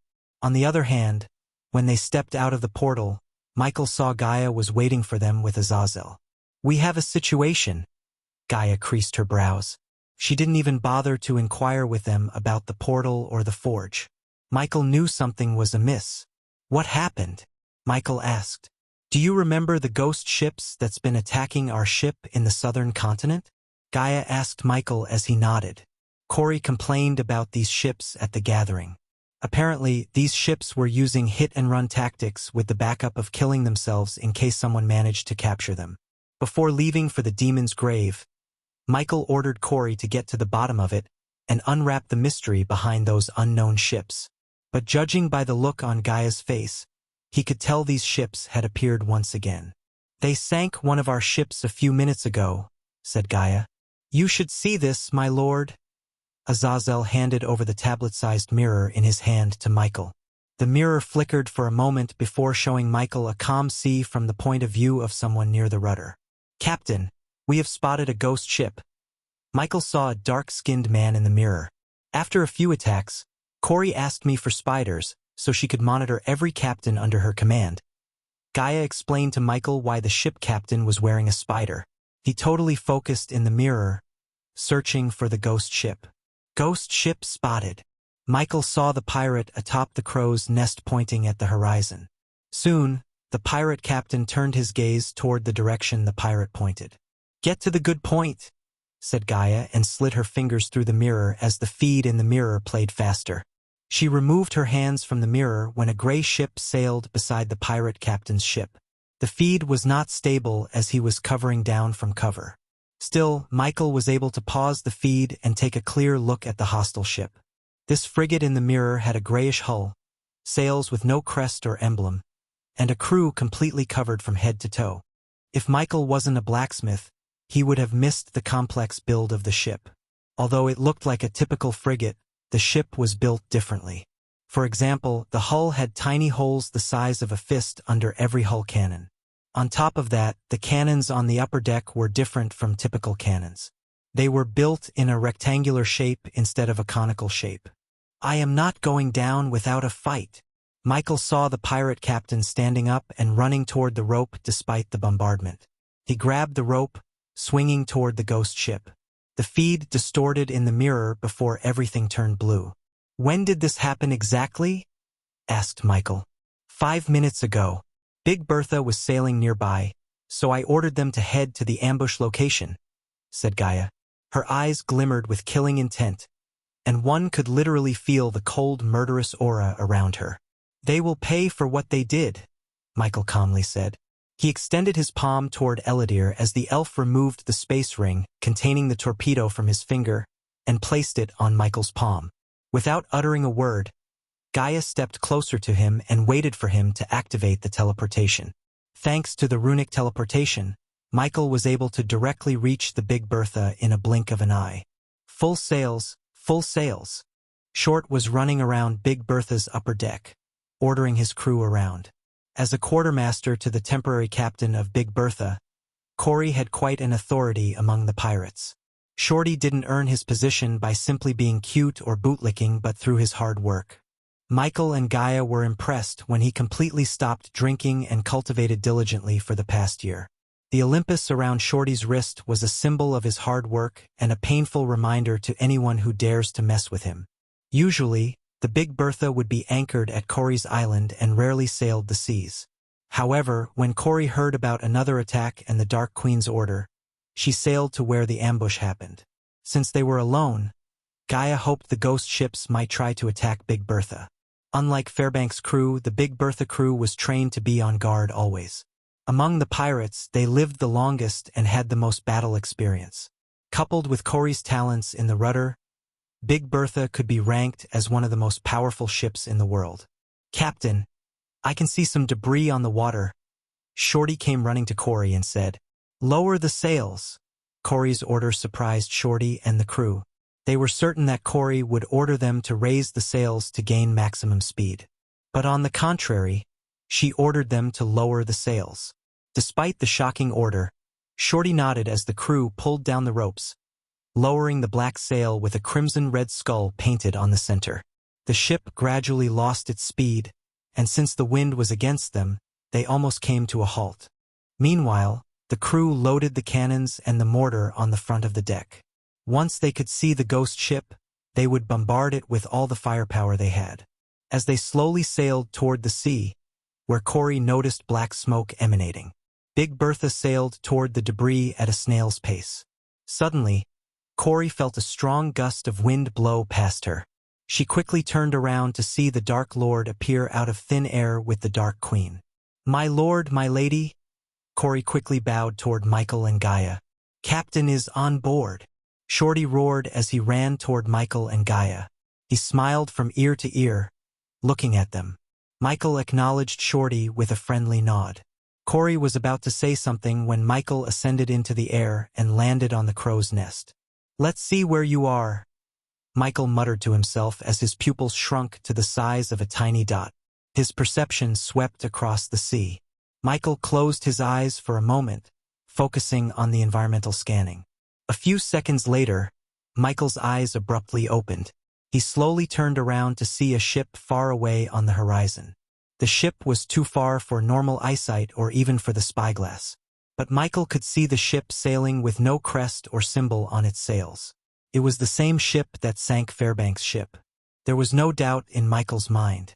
Michael's eyes completely turned pitch black, and then his pupils glowed like rubies for a moment.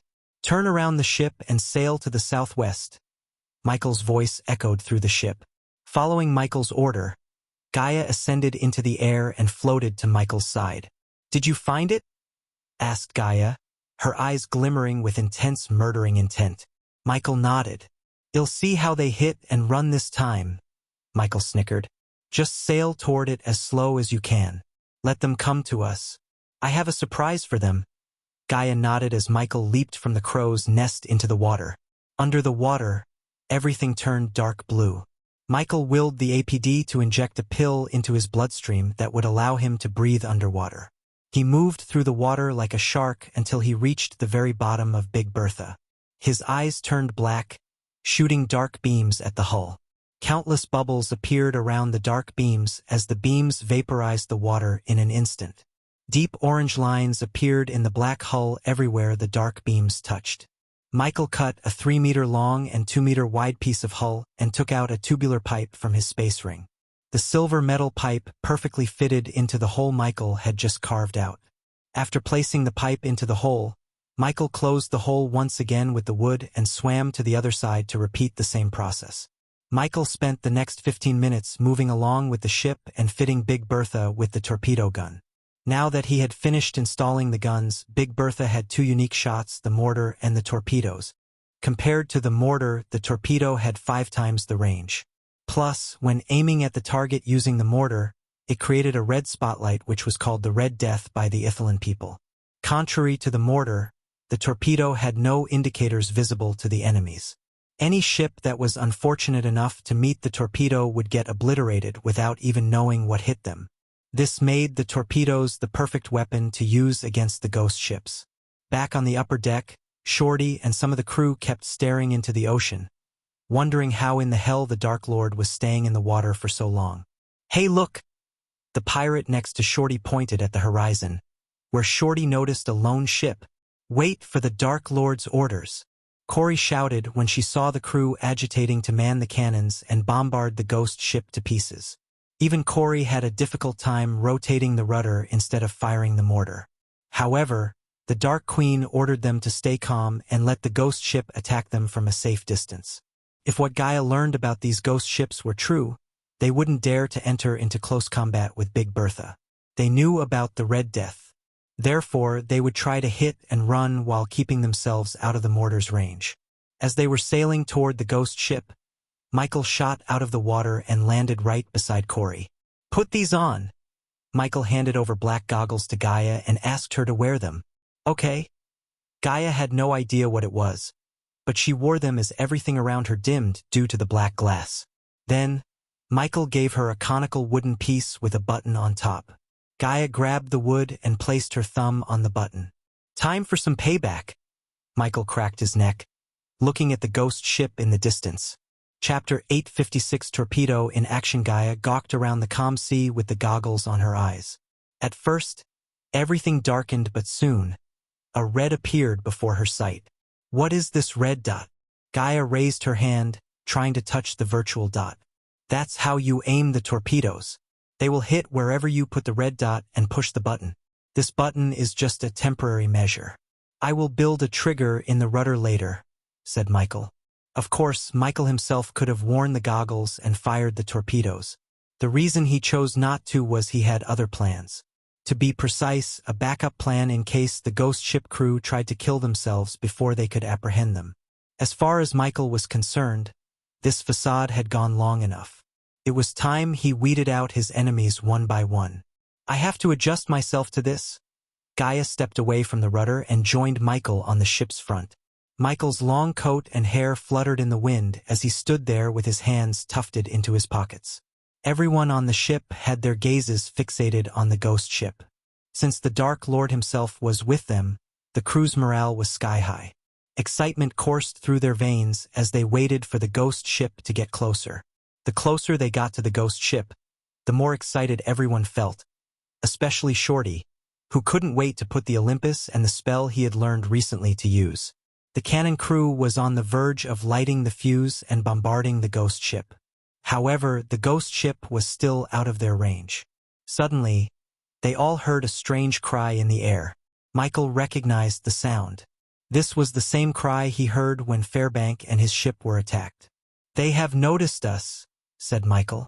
"Don't attack them until I say so," Michael said before diving back into the sea. After Michael disappeared into the ocean, Gaia returned to Corey at the helm. To Gaia's surprise, the ghost ship halted sailing toward them just outside the mortar's firing range. It was like the ghost ship crew knew exactly how far the mortar could hit them. So they had done their homework, Gaia muttered under her breath. "What are they doing?" Cor asked as she saw the ghost ship slowly turning around. "They want to stay outside the mortar's firing range," Gaia said. "Should we catch up to them?" asked Corey, but Gaia shook her head. "If we rush them, they might escape. I have a feeling their ship is faster than ours," Gaia said, walking to the rails. She leaned on the rails and watched the ghost ship without batting an eye. The red dot in her sight was right on the ship. If she wanted, she could fire the torpedoes. However, she had to wait for Michael's order. Meanwhile, inside the sea, Michael soared through the deep sea toward the ghost ship. He dived deeper into the ocean and used the lightning dash to increase his speed. In a few moments, he vaguely saw the ghost ship's dark shadow in the near distance. As he moved closer, he noticed strange ripples under the ghost ship. He closed his eyes and focused on the surroundings. A strange noise, a rhythmic pulse, reached his ears. The ghost ship was creating some kind of pulse around it. Because Michael was a resident of Earth, he was familiar with the sonar technology ships used to detect things underwater. To be honest, Michael was surprised and couldn't even believe the ship was using something similar to sonar. But the energy pulses he felt were definitely some kind of detection system. Everything made sense to Michael when he thought about it. If the ghost ship didn't have a way to detect hostiles under the water, one could swim underwater and catch them off guard, just like he was planning to do. There were some runes and arrays to achieve the same in cultivation continents. Considering the southern continent was inside the void line, runes and arrays wouldn't work here. Hence, someone had to build a new device to achieve the same effects. Michael was surprised that someone who wasn't him had actually managed to do so. System. Scan the ship. Michael ordered the system. He needed to be sure. The system requires 10,000 badass points to scan the ship. Go for it, Michael confirmed. While the system's invisible rays were scanning the ship, Michael moved backward from the ghost ship. He didn't want the pulses to detect him. No matter what contraptions they used, today, he would start dismantling this unknown enemy. His enemies had mistaken his patience for a lack of action. The system can confirm the host's suspicion. The ghost ship has indeed a device that mimics sonar pulses to detect hostile activity underwater in a 10-meter radius. A powerful bolt of lightning to the hull could disrupt the device. As Michael was contemplating whether he should disrupt the device or not, he heard the cannons crackling inside the hull. The very next moment, the cannons exploded, sending a volley of flaming cannonballs toward Big Bertha. Michael was pushed back for a few meters by the shock wave that traveled around the ghost ship. Michael quickly turned on the thermal vision and turned in the direction of Big Bertha. Once again, the ghost ship surprised Michael with its cannon gun range. After he heard the explosion, Michael formed a bubble around his head and contacted Gaia through the earpiece. "Are you hit?" Michael asked Gaia. Michael heard Shorty and the crew shouting and cursing the ghost ship. It took Gaia a few seconds to respond to him. How in the fuck are they hitting us from this far? Where are you? I am losing my fucking patience here. Gaia roared in pure hatred toward the ghost ship. Her thumb was itching to press the button and fire the torpedoes. Fire the cannons and pretend you are putting up a fight. Let them think they have the upper hand, said Michael. No one in the ghost ship knew Michael was watching them from below. Having no idea, they kept bombarding Big Bertha. Michael didn't worry about his ship because it was built to withstand huge amounts of damage. It would take two-man-o wars to attack Big Bertha from both sides at the same time to cripple her down. Surprisingly, the ghost ship's cannons had both range and power. On top of that, the reload time was way shorter than Michael had anticipated. After the third volley of cannon fire, Gaia contacted Michael. We are taking some damage, human. Any time now, said Gaia. Michael noticed the ghost ship slowly sailing toward Big Bertha. Now that they had successfully damaged Big Bertha, the ghost ship crew had gotten more courageous. As Michael ordered, Big Bertha fired all her cannons, but none of the cannonballs could reach the ghost ship. For a few minutes, the roars of both ships echoed through the calm sea. As they continued the naval battle, the air reeked of gunpowder and burnt wood. From an outsider's perspective, Big Bertha was losing the battle because she caused no damage to the ghost ship while the latter bombarded Big Bertha with each round of fire. When the ghost ship fired the cannons for the fourth time, Michael clenched his fist as lightning bolts appeared and crackled around his wrists. He waited for the cannons to stop spitting out cannonballs. With lightning bolts crackling around his wrist, Michael followed behind the ghost ship. Gaia! Michael contacted Gaia. Do the honor, Michael snickered. Finally, Gaia was elated to hear Michael's order. On Big Bertha's upper deck, Gaia stood up from the cover and strolled toward the edge of the ship. Wooden splinters flew everywhere as the cannons on each side let out thick clouds of smoke after firing. Despite the chaos, Gaia stood firm and raised the button. Say hello to this, bitch. Gaia pressed the button as the entire ship trembled for a moment. Except for Gaia, none of the crew were aware of the new weapon Michael installed in Big Bertha. She creased her sword-like brows as she saw no smoke or fire. In fact, nothing happened for a few minutes. My lady, Short crouched toward Gaia and pulled her sleeves. You should duck down. They are preparing to fire again. Shorty warned Gaia. Boom! Suddenly, they heard a clap of thunder rumbling in the distance, and boom! The ghost ship's left half exploded to bits and pieces. Michael's crew was completely stunned.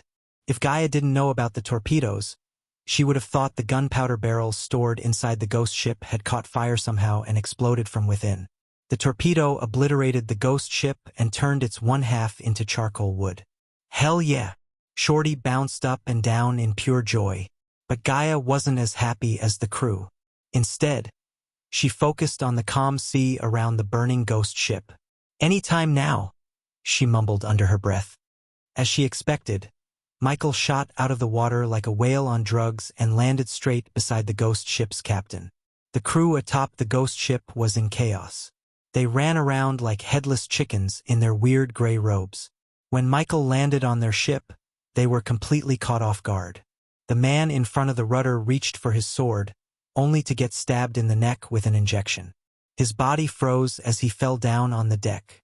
Then Michael turned his focus to the rest. The moment Michael's gaze swept across the deck, an invisible force snuffed out the flames and darkened the ship. Everything turned dead silent for a few moments. The only sound they heard at that time was the lightning bolts crackling around Michael's wrist. The surviving crew immediately reached out for the dagger dangling on their waist.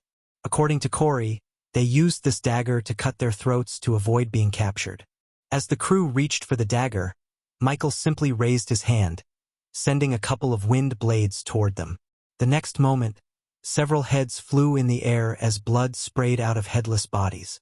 From the beginning, Michael had no plans to take everyone hostage but one, the captain.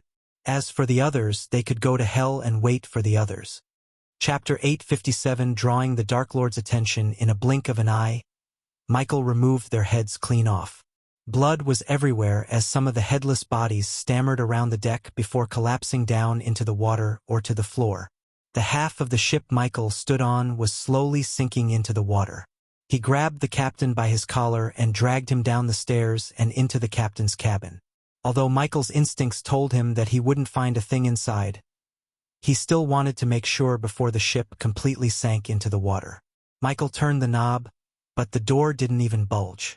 Without a second thought, Michael kicked the door as it crumbled down like a withered piece of wood. When the door was broken down by Michael, an empty dark room with a table and a few chairs welcomed him. For a captain's cabin, it was completely empty, without a single parchment or a piece of paper except for the Mao on the table. Michael strolled toward the table, dragging the ghost ship captain. The floor creaked as Michael felt the ship tilting to a side. He quickly ascended to the air to keep himself balanced. The salt water rapidly made its way to the cabin through the cracks, speeding up the sinking process. Michael quickly grabbed the map on the table and flew out through the door. But before he flew away from the sinking ship, Michael hovered toward the main sailing pole that slowly tilted to the side and was on the verge of completely falling down. He grabbed a silver box attached to it. The box had a handle on top and was engraved with numerous runes and designs. With the box and the ghost ship captain, Michael flew straight to Big Bertha. Suddenly, Michael stopped in mid-air. Gaia felt something was wrong when she saw him suddenly stop flying, so she came to his side. "Take him and this box to the castle." Michael's voice had a bit of seriousness. Hence, Gaia didn't ask him any further questions at the moment and took out a teleportation scroll from her space ring.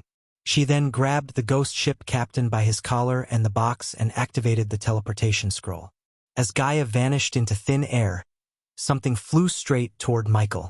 It was an arrow big enough to impale a dragon. The arrow was at least 6 meters long and as thick as an average man's hand.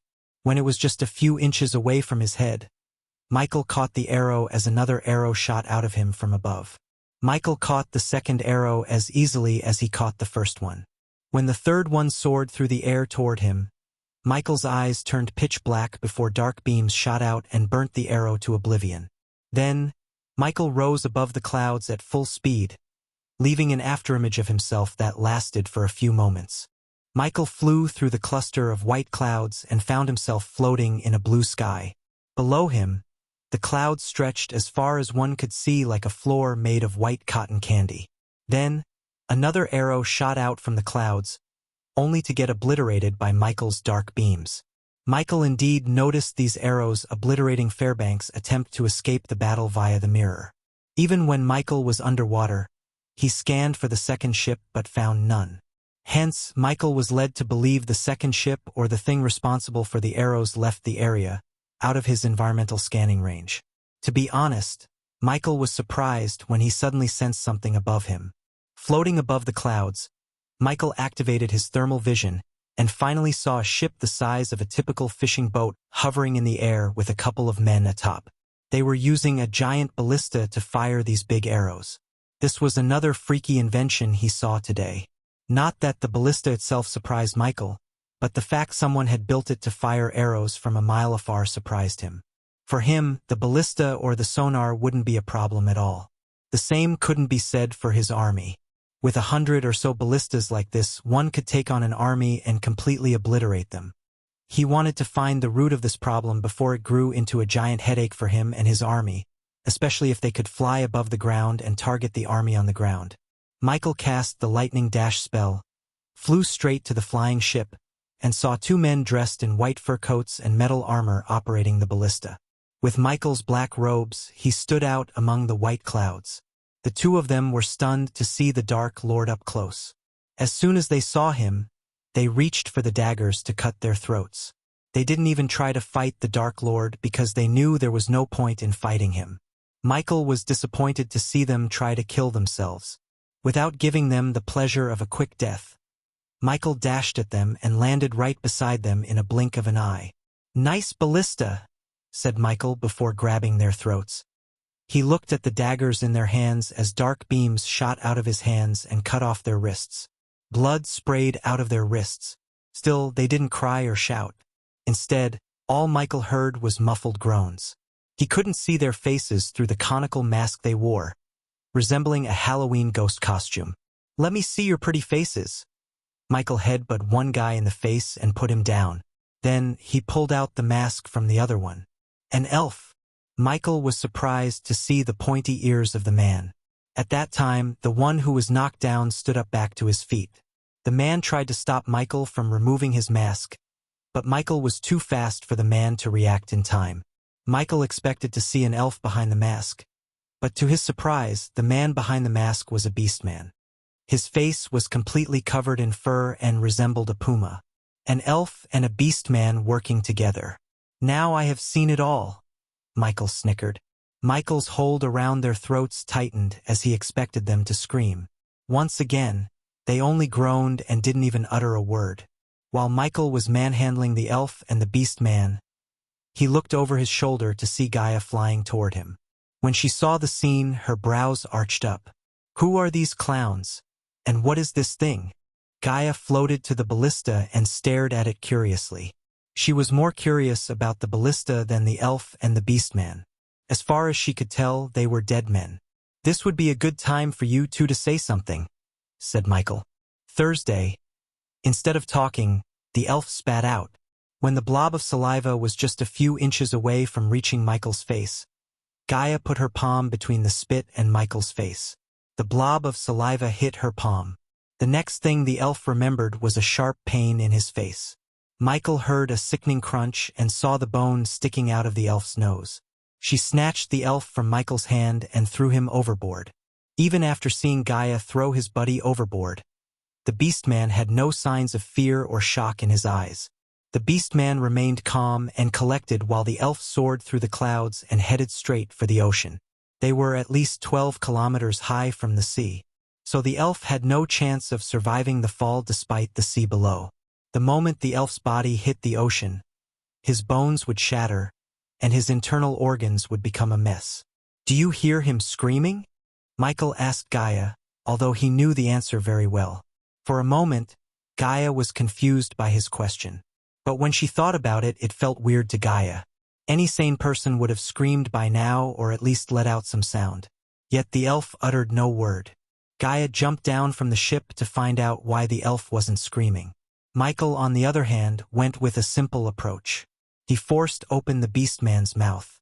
To his surprise, Michael saw no tongue inside the beastman's mouth. He was not an expert in beastman anatomy, but he was pretty sure they had tongues. "Did the cat get your tongue?" Michael joked. Jokes aside, Michael had a bad feeling in his guts. Whatever group these guys belonged to, they had powerful weapons, training to control their emotions, and soldiers with no tongue. The latter made sure that even if they were caught somehow, they wouldn't be able to utter a word. After seeing no tongue inside his mouth, Michael couldn't help thinking about whether the ghost ship captain was the same or not. In case he didn't have a tongue, there was no point in interrogating him. A soldier who was willing to lose their tongue and kill themselves wouldn't give out the secrets of their employers. The beastman squirmed and even tried to bite Michael. His eyes were filled with intense hatred toward Michael. Meanwhile, Gaia returned to the ship with the elf in her hand. The elf's golden hair was a mess, and he looked flustered after almost falling to his death. The elf's mind may have been resistant to fear, but his body acted differently to the fall. "Put them in another cell," said Michael, taking out a syringe filled with gray liquid. He injected the paralyzer into the beastman's neck and did the same to the elf. The injection paralyzed both the elf and the beastman, so they would not be able to kill themselves in the cell. Afterward, Michael teleported the prisoners and the ballista. Before teleporting, he destroyed the flying ship to pieces with a ring of fire. By the time Michael left the sea, the ghost ship completely sank into the water, and Big Bertha was on her way to Corey's Island for repair. As for Michael, he had 3 prisoners to interrogate, although 2 of them had no way of speaking. Chapter 858H for Hammond. Previous chapter. Back in the castle, Michael stood outside a room with the glass between him and the prisoners. Gaia put all 3 prisoners in the same room and tied them in a chair. Her white robes were drenched in blood. The blood wasn't hers but the prisoners. Gaia showed them no mercy. The ground beneath them was littered with nails, teeth, pieces of flesh, and blood. Unfortunately, No matter how many ribs she broke, nails she pulled out, and teeth she knocked out, the prisoners didn't agree to give them information by writing. After 3 hours of non-stop torture, Gaia grew tired of it and stormed out of the room. "I hate to say it, Michael, but they are not going to break," said Gaia. "Anyone can be broken, Gaia. What irks me is even if we break them, I don't think they'll have something valuable to share. Someone with brains and resources is pulling the strings behind the scene. If what I've seen told me anything, it's that their employer doesn't make rookie mistakes. They pulled out their tongues to keep them from talking. The ballista might reveal more things than these guys. So what should we do with them?" asked Gaia. "Whoever is behind this, we should send them a message." Michael turned around and headed toward the door. Before turning the knob, Michael looked over his shoulder at Gaia. "In blood." Then Michael left the room, leaving Gaia to deal with the three. Since the interrogation had bore no fruit, Michael's next destination was the portal hall where they put the ballista. By the time Michael arrived at the hall, no one was there. Gaia put the ballista near the portal and Elidar's work table. The sight of a familiar weapon such as this reminded Michael of medieval war times on Earth. "I wonder who built this," Michael muttered to himself. Deep down, he felt there was a connection between the ballista and the creator of the Death Kiss crossbows. Otherwise, it would be a damn phenomenon to have two geniuses capable of building mass destruction at the same time. The first thing Michael noticed about the ballista was the wood they used to build it. Despite how big it looked, the ballista was extremely light. The reason was the wood, which was sturdy yet light in weight. Michael walked around the big ballista, studying every inch of it. Where did they get this wood? Michael asked himself. The wood didn't seem like a common one.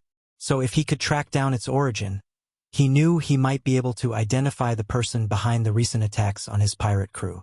If Michael hadn't seen the sonar pulses and the ballista, he would have let his subordinates figure it out. After seeing them, however, he knew this was a task for him. The ballista could simply fire out arrows the size between 6 to 8 feet in length, and the weapon itself had the overall size of a fully grown elephant. While he was studying the ballista, Nightmare and Vidora flew into the room. They almost crashed into the ballista when they saw Michael standing beside it. Fortunately, Nightmare was not at his true grown size. If that were the case, the ballista would have been crushed into pieces by him. "Can't you play outside?" Michael asked as Vidora landed on his shoulder and Nightmare landed on top of the ballista. "They are too much of chicken to fly through the storm," Nightmare chuckled. "Who do you call a chicken, shithead?" Iag snapped. "Quit messing with her, Nightmare." Sarba tried to defuse the situation as always. "If you are going to fight, take it outside." "I have something important to do," said Michael. He had no interest in meddling with their sibling quarreling. Finally, Vidora and Nightmare halted their bickering for a moment and turned their focus to the ballista. "Oh yeah, I heard you caught the sons of butchers who were attacking our pirates," said Iag. "Caught one of them, but they are not talking," Michael shrugged. "Why not? I bet we can make them talk," Iag snickered.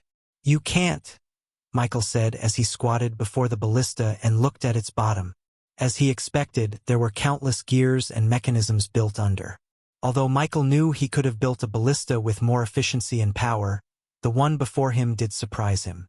Whoever built the ballista must be a once-in-lifetime genius. Usually, the cultivators tended to be on the dumb side as they always preferred to solve problems with spells and murders. So they rarely had to use their brains. "What if we did?" Sarba tried to stop Iag from betting against Michael because he felt something was amiss. However, their sister was hot-headed and had already hatched a plan to get something out of their bet. "You can ask me anything?" Michael didn't even turn around as he casually said. Just sending them away would be a win for Michael. "You better keep your word then," Iag proudly said before flapping her wings. Having no choice, Sarba and Kane joined her in her quest to make the prisoners talk. After Vidora left the hall, Nightmare dropped down to the ground, landing beside Michael. "They aren't dead, right?" asked Nightmare. "Nope." Michael shook his head. "They just don't have tongues." For a moment, Nightmare had neither an expression nor a word. But when he imagined Iag's face when they realized the prisoners had no tongues, Nightmare broke into laughter. It took Nightmare a brief moment to stop laughing and turn his gaze back to Michael, who seemed completely focused on the ballista. "You need any help? What are you looking for?" asked Nightmare. "Creators leave their mark on the thing they created. It's like a signature. So I am hoping to find one left behind. Whoever built this," said Michael. Nightmare frowned as he raised his leg and placed it on the crescent-shaped handle. "Do you mean something like this?" Michael raised his head and took a closer look at the handle. However, he saw nothing but plain wood. "I don't see anything," said Michael. Nightmare was surprised because he could see a symbol resembling the letter H dimly glistening on the handle. "Don't you see the glow on the handle? Take a closer look." Nightmare rubbed the symbol. Still, Michael saw nothing. Michael rubbed his chin as he realized the mark may be invisible to the naked eye. Luckily, Michael had various visions as he switched to the thermal vision first. The result disappointed Michael as he saw no symbol like Nightmare suggested. So Michael switched to another vision and saw nothing. One by one, Michael used all of his vision, yet the result was the same. Michael knew dragons had a special vision that enabled them to see the world from a different view. Unfortunately, there was no potion or technique to mimic their sight. Therefore, Michael had to rely on Nightmare completely. However, that didn't mean Michael had no way of seeing the symbol. He quickly took out a parchment, an ink bottle, and a platter. Under Nightmare's curious gaze, Michael poured the ink onto the platter. "Draw me what you see on the parchment," said Michael. "Nice idea." Nightmare nodded as he dipped his claw into the ink. Michael watched Nightmare slowly draw the symbol on the parchment. "Done!" Nightmare surprised Michael with his drawing skills. To be honest, Nightmare seemed like a better painter than Michael himself. When Nightmare lifted his leg off the parchment, Michael saw a symbol resembling the letter H. "H?" Michael tilted his head as he took the parchment in his hand. The H on the parchment looked exactly the same as the symbol Hammond engraved on his inventions. Of course, Michael didn't know any of this, just like Hammond didn't know the Dark Lord was staring at his symbol. In fact, Hammond didn't even know someone had used his invention to attack the Dark Lord's army. As Michael was staring at the parchment, Ricky entered the hall carrying a golden scroll in his hand. "My lord." Ricky bowed toward Michael and handed over the scroll to Michael. "We received this via an eagle," said Ricky as Michael opened the scroll. Nightmare flapped his wings once and leaped onto Michael's shoulder to have a better view of the scroll. Thanks to Gaia, who taught him how to read, Nightmare could read everything on the scroll. "I will wait for you at the same place we met before. Meet me at dawn tomorrow." Nightmare slowly read the words. Unlike Nightmare, Michael recognized the handwriting as soon as he laid eyes on the scroll. To be honest, he was waiting for a scroll from the Empress. He had a feeling she wanted to talk about the dwarves and their mass-destructive weapons. One way or another, the Empress problem got solved. She wanted the weapons gone, and Noah made sure of that. But Michael had a feeling the destruction of the weapon and the prototype was not the end but only the beginning. "You can leave." Michael dismissed Ricky and turned his gaze back to the ballista. "They want to play with toys," Michael muttered as he walked around the ballista. The images of Fairbank and his crew's death flashed across Michael's mind. He may have not known them personally, but they all served him loyally. It was his responsibility to avenge them. No matter what, Michael wouldn't rest until he made whoever initiated the plan to attack them pay with their lives. "I will show the toys I have," Michael snickered. His mind always began to craft new weapons to build, but first, he had to send a message to whoever built the ballista and decided to use it against him. The next day, when the sun rose, the entire continent of Azer was in shock. But it wasn't Michael's intention to terrorize the Azer continent. Instead, he wanted everyone in Elon to know what would happen if they dared to go against the Dark Lord. Michael particularly wanted the news to reach Noah's home, the Winston Manor, who was preparing for the baby shower. Unknown to them, the god of time and space was planning to crash their party. Chapter 859. The man behind the invention's previous chapter. Alicia and Norvin were on their way to Ithalin, at least where Ithalin was before Michael obliterated the entire island. The Guardian Guild had sealed everything around in a 5-mile radius with an array to prevent people from traveling to the radioactive area. Before the Guardians sealed the area under Noah's order, rogue cultivators and people dived into the ocean, hoping to find some treasures underneath. Some of them did find some valuables that fell into the water before Michael blasted the island. In the daytime, the area looked no different than the rest, but at night, one could see the glistening array around the area. The sea was calm, pulsing rhythmically and breathing with cadence. By the time Alicia and Norvin reached their destination, they were welcomed by a couple of Guardians who were tasked with patrolling the area. These Guardians' main task was to prevent people from treasure hunting in the water. Ever since they were assigned, nothing ever interesting happened. Some days, these Guardians hoped for something to happen. Unfortunately for them, their prayers were answered by the Dark Lord himself. Guardian Captain Alicia, a blonde-haired youngster, bowed toward Alicia and nodded at Norvin, who sat atop Alicia's shoulders in his true form. "Where is it?" Alicia asked the Guardian. Fear and relief emerged on the Guardian's face at the same time. He motioned them to follow him as he ascended higher into the air. Then, the Guardian slowly flew forward until Alicia noticed something hanging from a couple of black balloons. The midnight black immediately reminded Alicia of the Dark Lord. Everyone in the world knew the Dark Lord was obsessed with the color black, which symbolized darkness. More Guardians were hovering around the balloons while keeping a safe distance from them in case they exploded. They all turned around and heaved a sigh of relief when they saw Alicia and Norvin. From this moment onward, it was Alicia's problem. To be honest, they didn't want to deal with the balloons. Alicia noticed the intense fear in their eyes. "Damn!"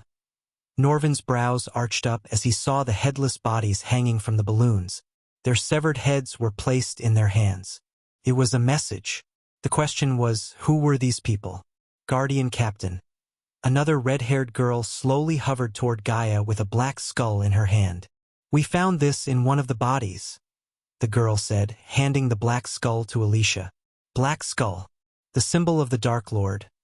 Norvin muttered as he confirmed that this was done by the Dark Lord and not by someone else. After what he did to Ithelin and Thujans, Norvin knew there was no one stupid enough to mimic the Dark Lord's actions. Trying to copy him was equal to signing their death warrants. The Guardians had records of copycats for every mass murderer ever walked the world. However, the only one with no copycats was the Dark Lord. Besides, the cruelty and the fear in the severed heads' eyes were a clear indication of who killed them. "When did you find them?" Alicia asked in a tone colder than her usual self. The Guardians shuddered.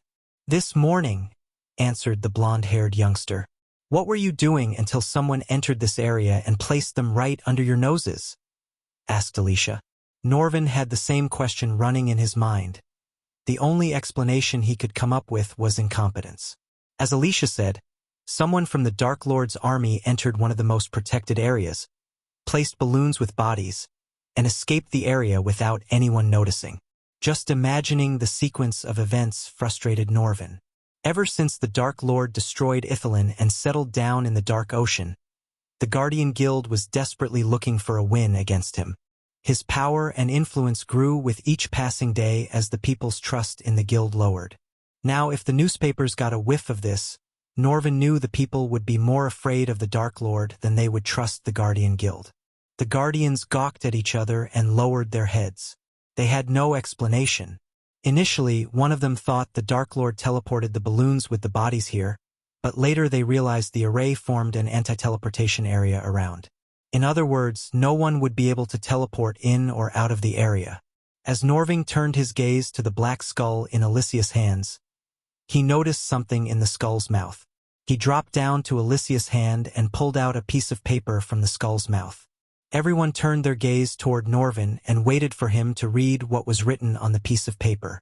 "Better luck next time, clowns. P.S. Nice array." Norvin crushed the paper, gritting his teeth. While reading the words, Norvin couldn't help imagining the Dark Lord laughing at them. When Alicia heard the Dark Lord calling them clowns, she almost crushed the skull in her hand to pieces. On the other hand, the Guardians hoped she wouldn't vent her anger on them. Suddenly, the black skull in Alicia's hands trembled, letting out a strange whistling noise. The Guardians almost leaped back, expecting the skull to explode. If you found out who they were and their buddies, they'd be alive.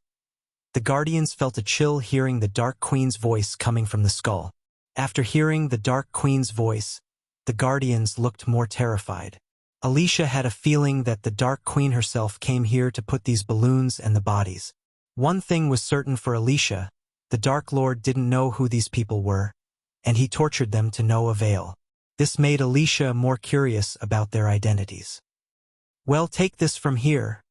Alicia turned her gaze back to the Guardians. Be more competent next time. Alicia snickered before taking the bodies and leaving the area.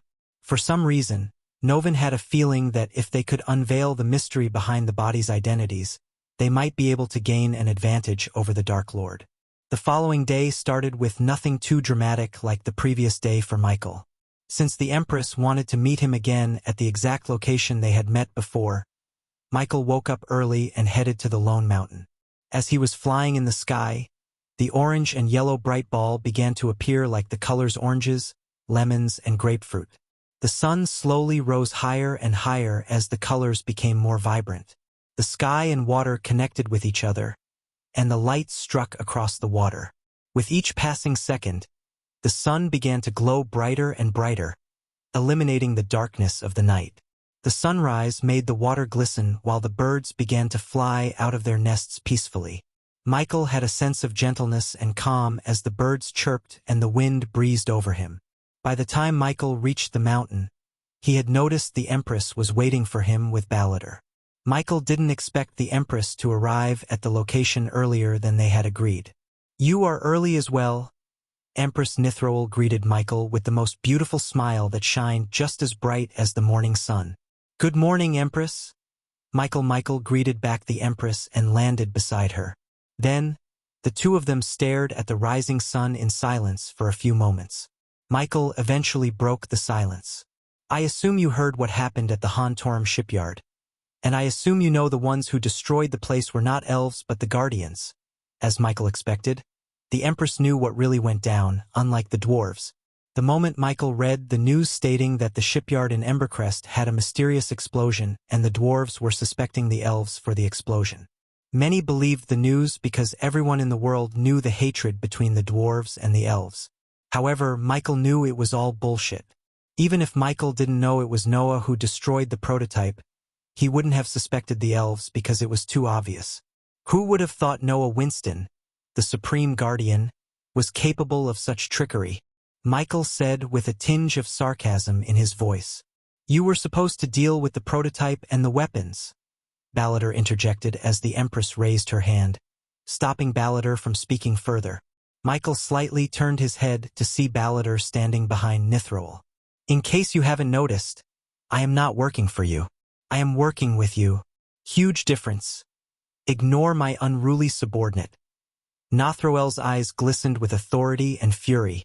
With a single glance, she made Balladur take a step back. Even Michael felt the overwhelming aura of a ruler around her.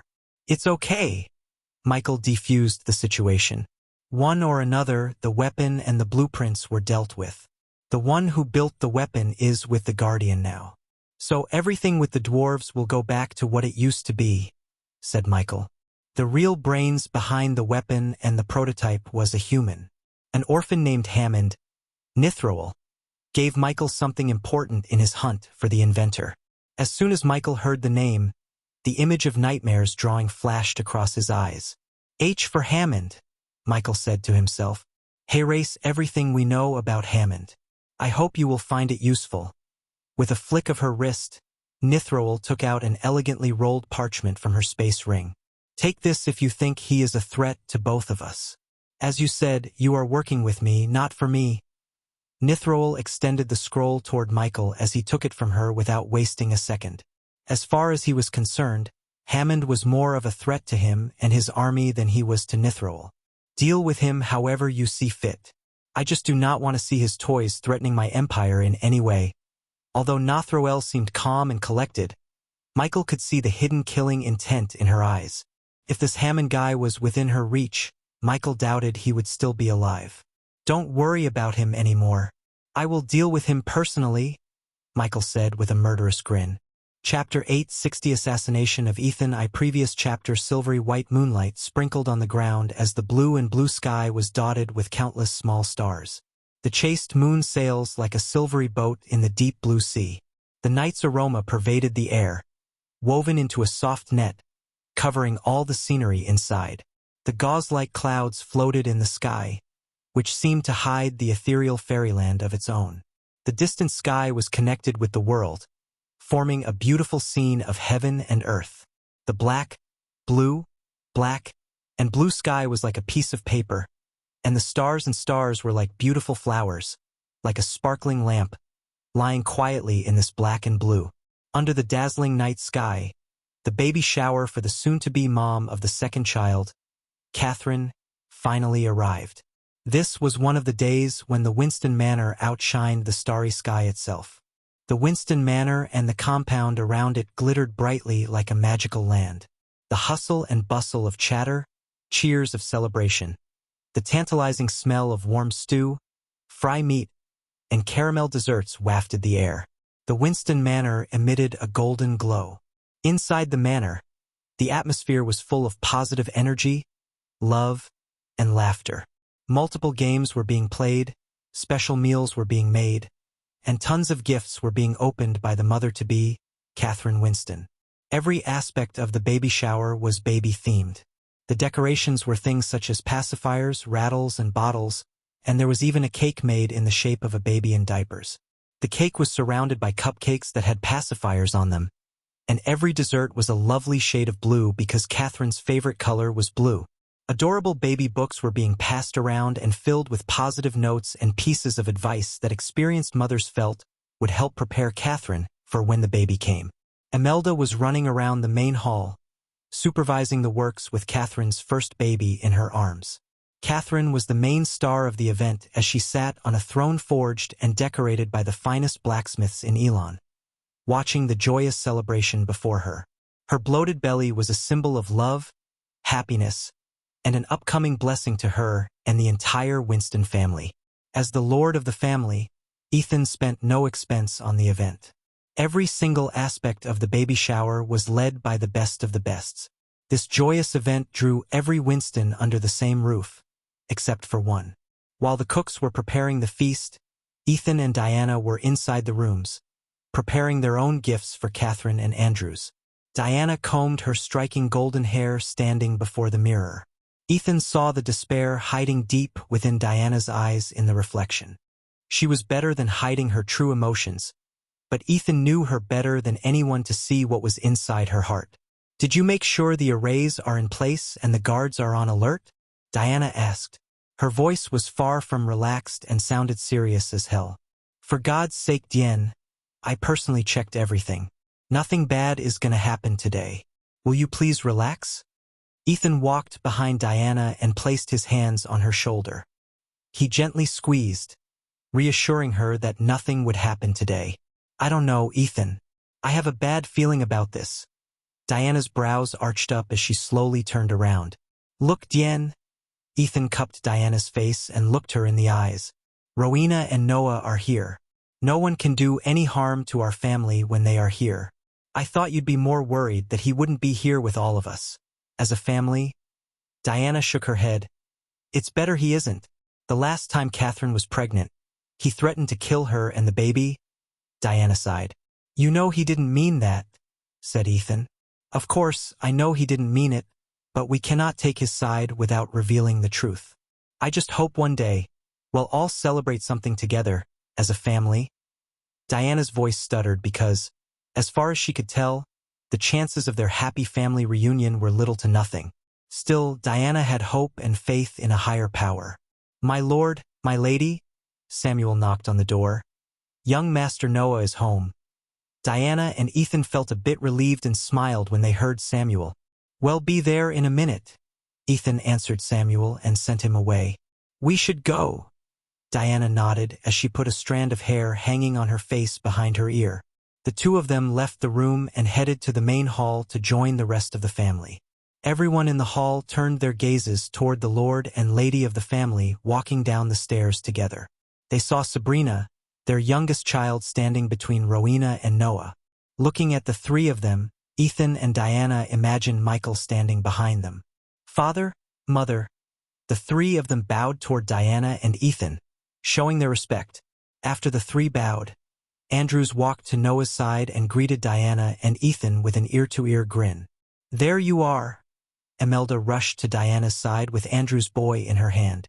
When she came to Diana's side, the boy reached out to Ethan. Kaya, the boy mumbled as Ethan took the chubby little boy in his arms. My little minion likes me so much, huh? Ethan said in a playful voice while rubbing the boy's cuddly belly. How was your trip to the treacherous ocean? Diana asked Noah. Couldn't find what I was looking for, but I heard someone has lifted the curse from the princess.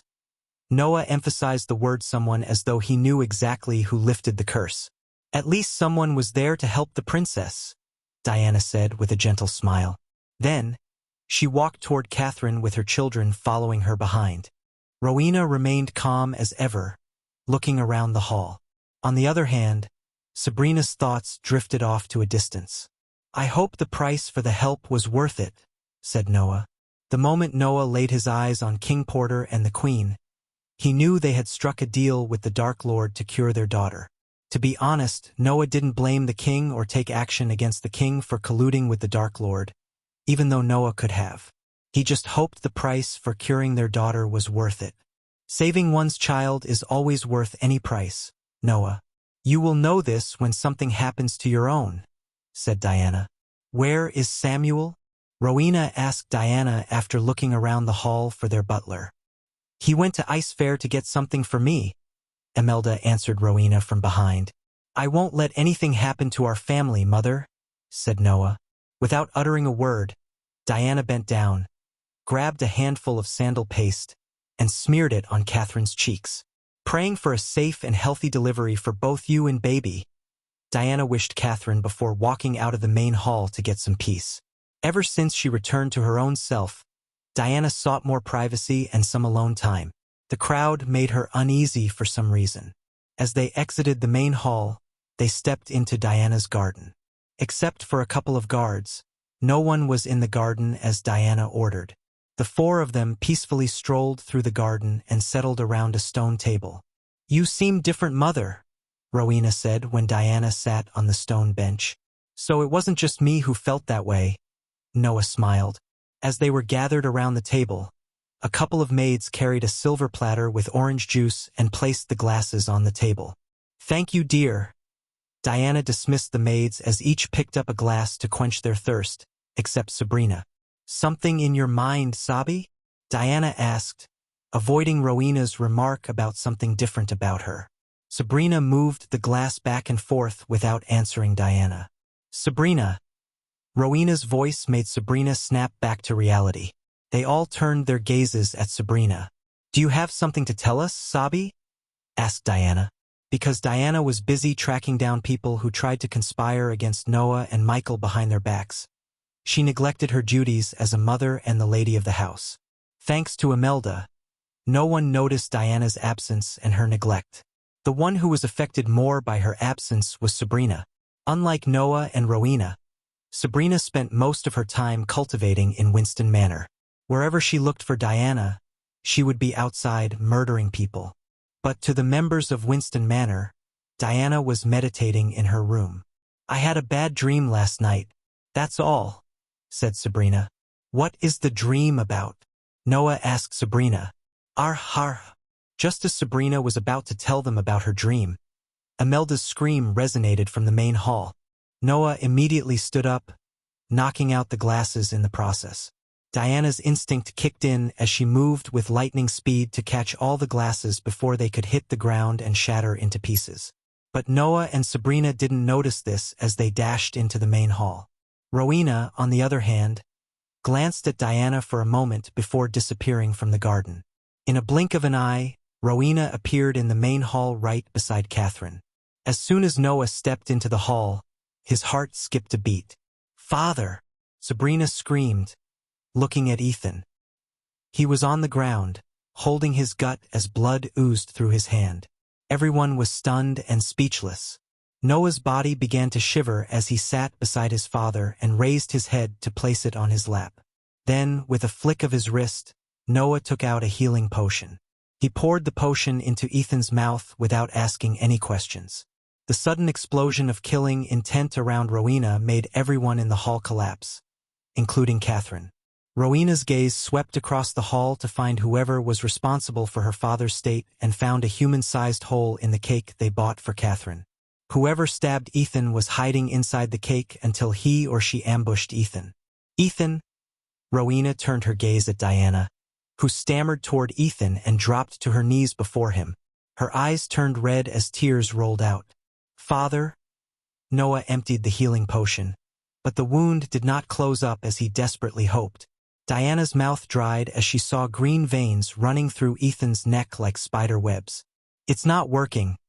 Noah clenched his fist as he took out another healing potion and tried to force it into Ethan's mouth. For the first time in his life, Noah couldn't think straight. His mind went completely blank seeing his father on the verge of death. He's cursed, Sabrina mumbled. Chapter 861 Assassination of Ethan 2 Previous chapter. A few moments ago, after Diana took the children outside to her garden, Ethan spent his time socializing with all the guests and giving his blessing to Catherine. Andrew's son was still in his arms and refused to leave. The little boy loved Ethan more than he loved his parents. Come on, Keith. Come to Papa. Andrews tried to take the boy away from Ethan as he noticed the royal carriage of King Porter parked outside. Soon, the sound of heavy boots and metal armor clanking grew louder and louder as King Porter entered the hall with his loyal soldiers leading the way. After the royal guards escorted Porter inside, they bowed and joined the royal guards of other nations, leaving their kings to socialize with the others. As soon as King Porter arrived at the hall, King Crawford Bredia, Catherine's father, welcomed his fellow king with a broad grin. The two of them embraced each other as a sign of respect and firmly shook each other's hands. I am so glad you could make it, Porter, King Bredia said, still keeping Porter's hand in his. It had been a year since Porter saw Bredia, who looked much younger and seeped with vigor. The reason for King Bredia's transformation was Andrews and Catherine. Although he was still the king of Bredia, Andrews and Catherine took care of most things. Under their rule, Kingdom Bredia prospered despite the monstrous growth of Bradford under the rule of the Sunrise sect. The fact that the Dark Lord hailed from the Sunrise sect and he loved Rivertown like it was his own made Bradford untouchable. Noah may have shut down the Majestic and Hades, which used to be the pillars of the economy in Bradford, yet Claire found new means of revenue through farming and trading. Like wheat gets the water poured for the crop, Kingdom Bredia benefited from the trade routes Claire created. Even merchants from other continents visited Rivertown and Bradford to trade and exchange gifts with the most powerful sect in the Elon continent. How is Princess Chanel? King Bredia asked Porter. She is doing perfectly fine, thanks to the gods, said Porter and quickly turned his gaze toward Ethan to avoid further questions regarding Chanel and her curse. King Porter was standing in the Holy Maiden and Supreme Guardian's home, and the last thing he wanted to talk about was something related to the Dark Lord. Lord Ethan, Porter greeted Ethan. The little one. Porter couldn't help pinching baby Keith's chubby cheeks. King Porter, didn't we tell you to come with your family? Where is Queen Clarice and Princess Chanel? Asked Ethan. I know, Lord Ethan, but Clarice had taken Chanel to her father's home. Chanel is still not ready to venture outside the kingdom. I understand. Ethan patted Porter on the shoulder. As they were conversing, some of the representatives of royal land arrived at the baby shower and showered Catherine with lavish gifts. Even the Holy Church sent people to attend the event just to curry favor with the Holy Maiden and the Supreme Guardian. Almost every single noble family in the Elon continent attended the event regardless of their busy schedules. Since Diana was not the best when it came to socializing, Ethan met and greeted each and every guest while keeping Keith from crying out loud. While Ethan was attending to the guests, Natalia Winston went outside to receive the cake they had ordered from the Beast Kingdom in our continent. The Beast Men had some of the best cooks in the entire world, including 3 6-star chefs.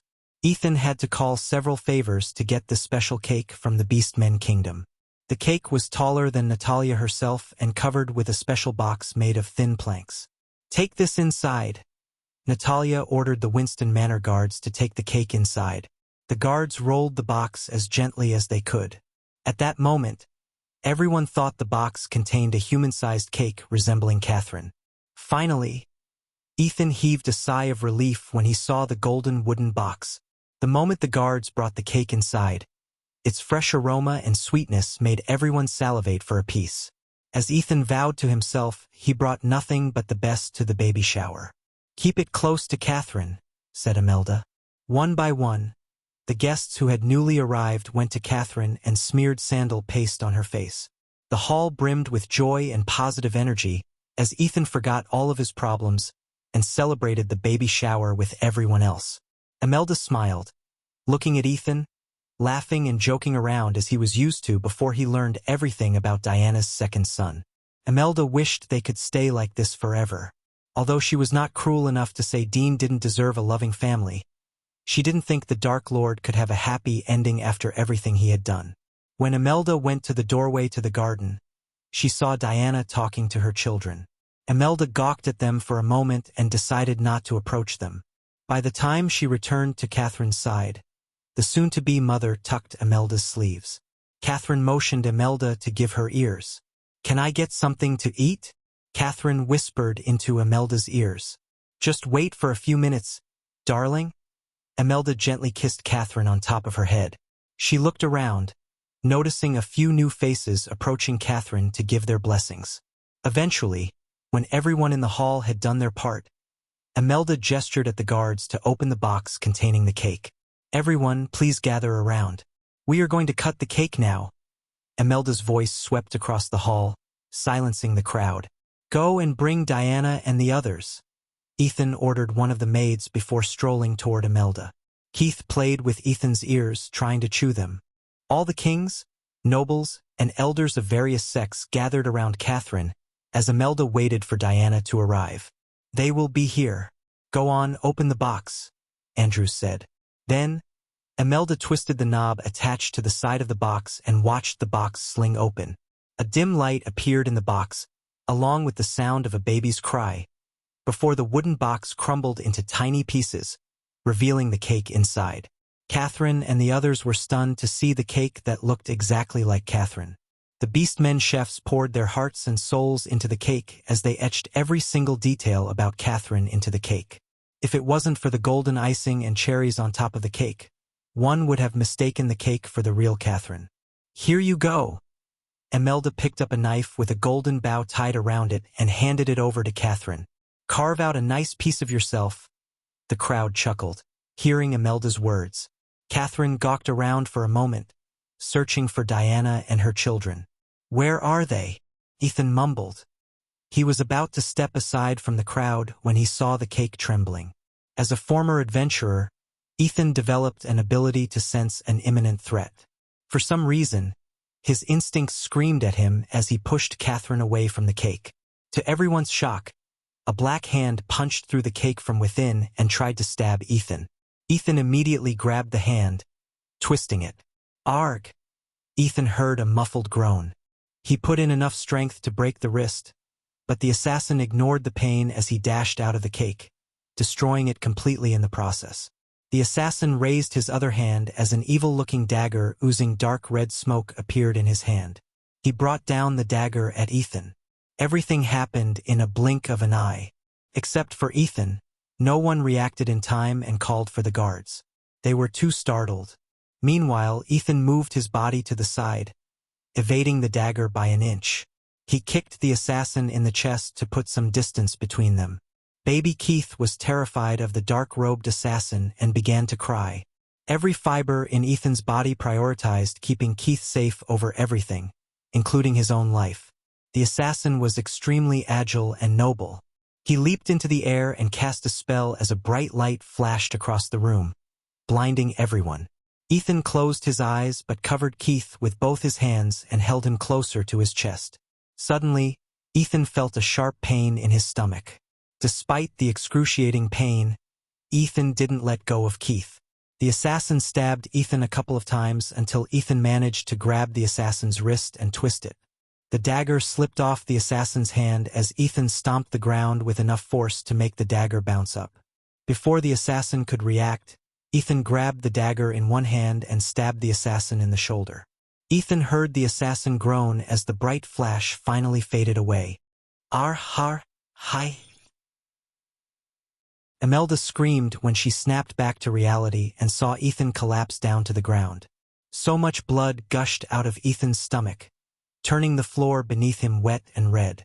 The assassin was nowhere to be found. When the guards rushed to Ethan's side, it was too late. Keith! Andrews and Catherine screamed out loud as Andrews plucked Keith from the ground and held him closer to his chest. Seeing Keith safe in Andrews' arms, Ethan heaved a sigh of relief. Search the area. King Bredia roared as he dashed toward Catherine.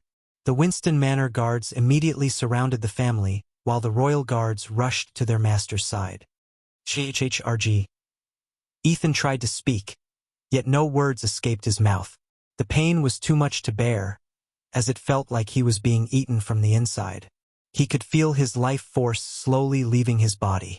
Every breath he took made the pain worse. When he was in pain and realized he was dying, he only saw one thing before his eyes, his family. Dien, Ethan mumbled. If he was about to die, he wanted to see Diana one last time before he closed his eyes. Father. Sabrina pushed through the crowd and shouted when she saw Ethan. This was the dream she had last night. She saw her father die in her arms as she watched the light of life, leaving Ethan's eyes helplessly in her dream. Chapter 862. Assassination of Ethan. 3. Noah sent all the nobles out, and to be honest, they didn't want to stick around any more than Noah wanted them to. Diana's body just froze as her mind went completely blank. The killing intent radiated from Diana surprised everyone. However, saving Ethan took priority over Diana's murderous aura. Sabrina squeezed Ethan's hands as tears rainbows down from her eyes. Father, Sabrina sobbed. On the other hand, Noah emptied the third bottle of healing potion into Ethan's mouth. King Porter and King Bredia couldn't help shivering. Considering their close relationship with the Winston family, they didn't leave as the others. The previously joyful atmosphere took a dark turn in a blink of an eye. The cake the assassin was hiding inside turned into a squishy mess. Everyone in the Winston family sat around Ethan and sobbed, praying for the gods to help Ethan. Most of them were still in shock at what just had transpired. Move.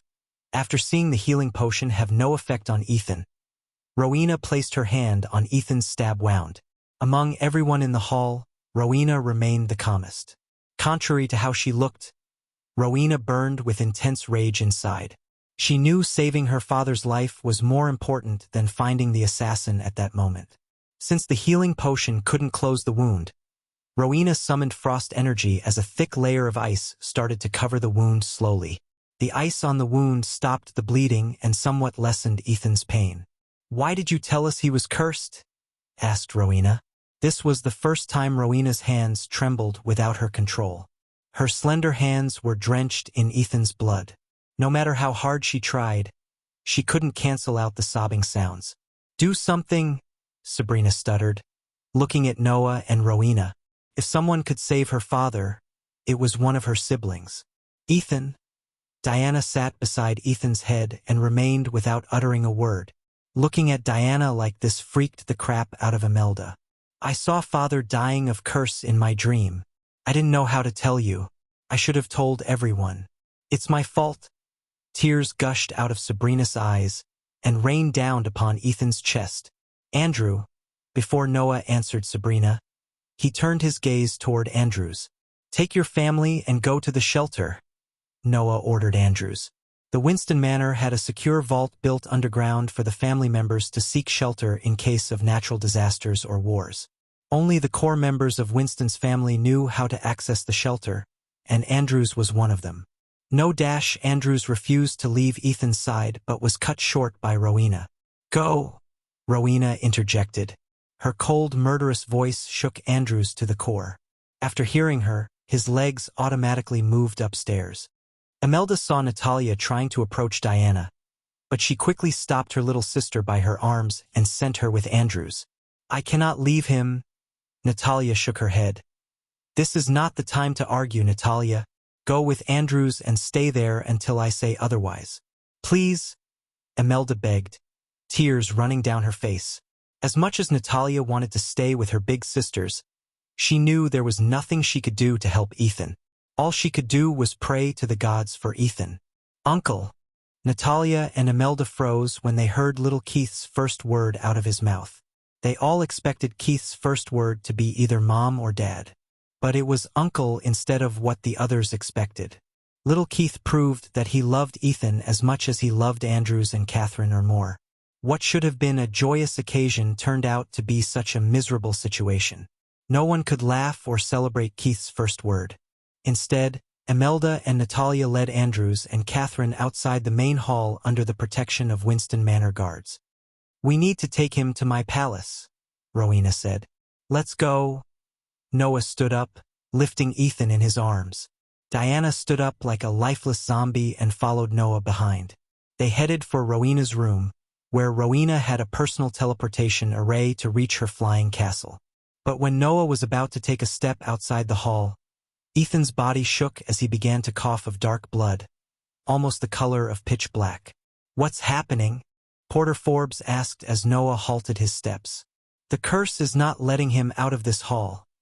Diana spoke without any emotion. She sounded like a dead person. Just as she said, when Noah tried to step outside the hall, Ethan coughed up more blood. Noah immediately stepped away from the entrance as he didn't dare to play with his father's life. The green veins running through Ethan's neck reached his jaws. If not for the frost hindering the curse, the poisonous curse would have reached Ethan's head and ended his life. "We can't leave this hall," Noah said to Rowena through the lump formed in his throat. Every word took an effort to come out of his mouth. The sadness and anger rendered Noah's brain useless. He looked for his big sister's guidance. For a moment, Rowena closed her eyes as the others saw a strange light appear from her forehead and form a light beam. The light beam radiated a whistling noise and glowed bright enough to blind everyone. When Rowena opened her eyes, the light beam lost its glow as Bai Ning stepped out of the beam. The moment Bai Ning laid her eyes on Rowena, she was stunned by the scene before her. The air that should have smelled of freshly baked cake and sandal paste reeked of blood and evil energy. "Cure him," Rowena ordered Bai Ning. The old woman limped toward Ethan with her hunched back and cane in her hand. "What happened here, holy maiden?" Bai Ning's words sounded calm despite the bloody body of Ethan in Noah's arms. "Lift the curse first," Rowena coldly said instead of narrating the events that led to the current situation. To be honest, she had no idea what had happened while they were outside. If she was inside, she would have torn apart the assassin before he could have raised a finger against her father. Bai Ning unfettered no word as she placed her hand on Ethan's chest. As soon as Bai Ning touched Ethan, she felt a bolt of lightning running down her spine. The backlash almost knocked Bai Ning down to the ground. Noah saw the sweat beads forming on the old woman's face as she gritted her teeth as though she was enduring intense pain.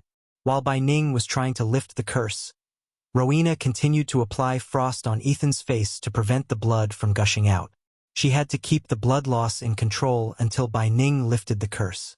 "This curse is nothing like I've ever seen," Bai Ning mumbled. Her words snuffed out the little bit of hope Sabrina had for her father. Recently, everything she dreamed about began to happen in real life. The only person she shared this with was Ethan.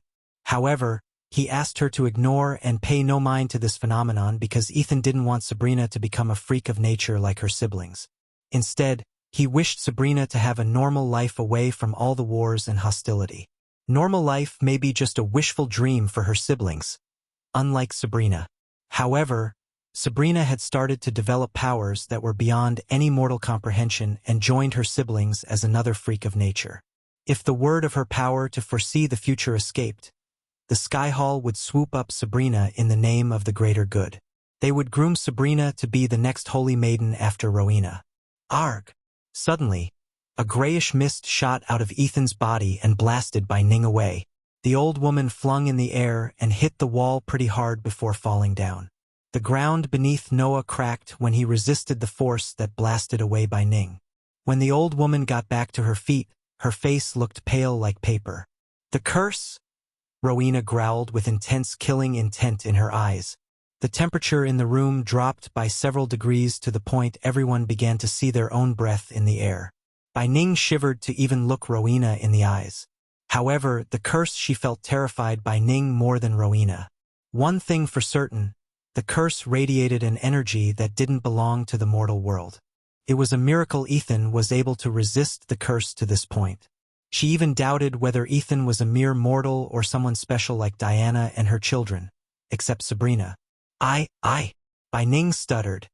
Speak before I lose my patience. Rowena's thunderous voice swept across the hall, pushing the old woman several steps back. The curse cannot be lifted, holy maiden. I am sorry. As soon as Sabrina heard Bai Ning's words, she collapsed to the ground. A tear rolled out of King Bridia's eyes and Porter stood beside Bridia with his eyes glimmering with fear.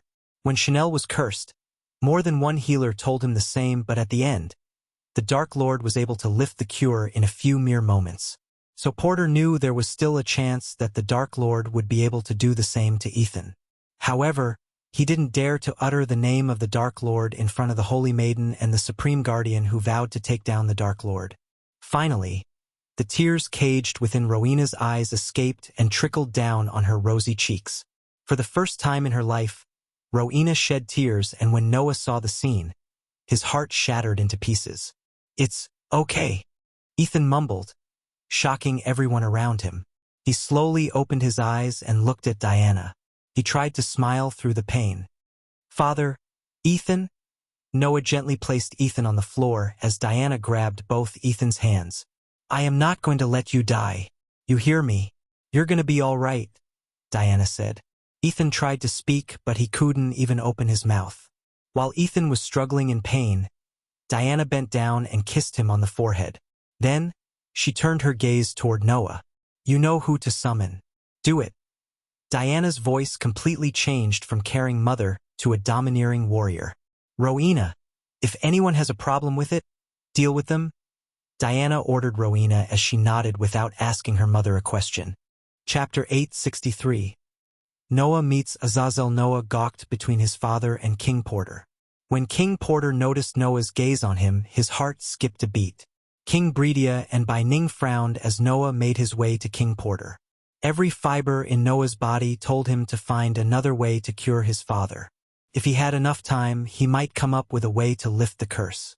But without the time and his mentor, who entered into a slumber, Noah couldn't come up with a way to save his father. Ever since he was a little kid, Ethan gave everything to Noah. His father was more of a best friend to him than a father.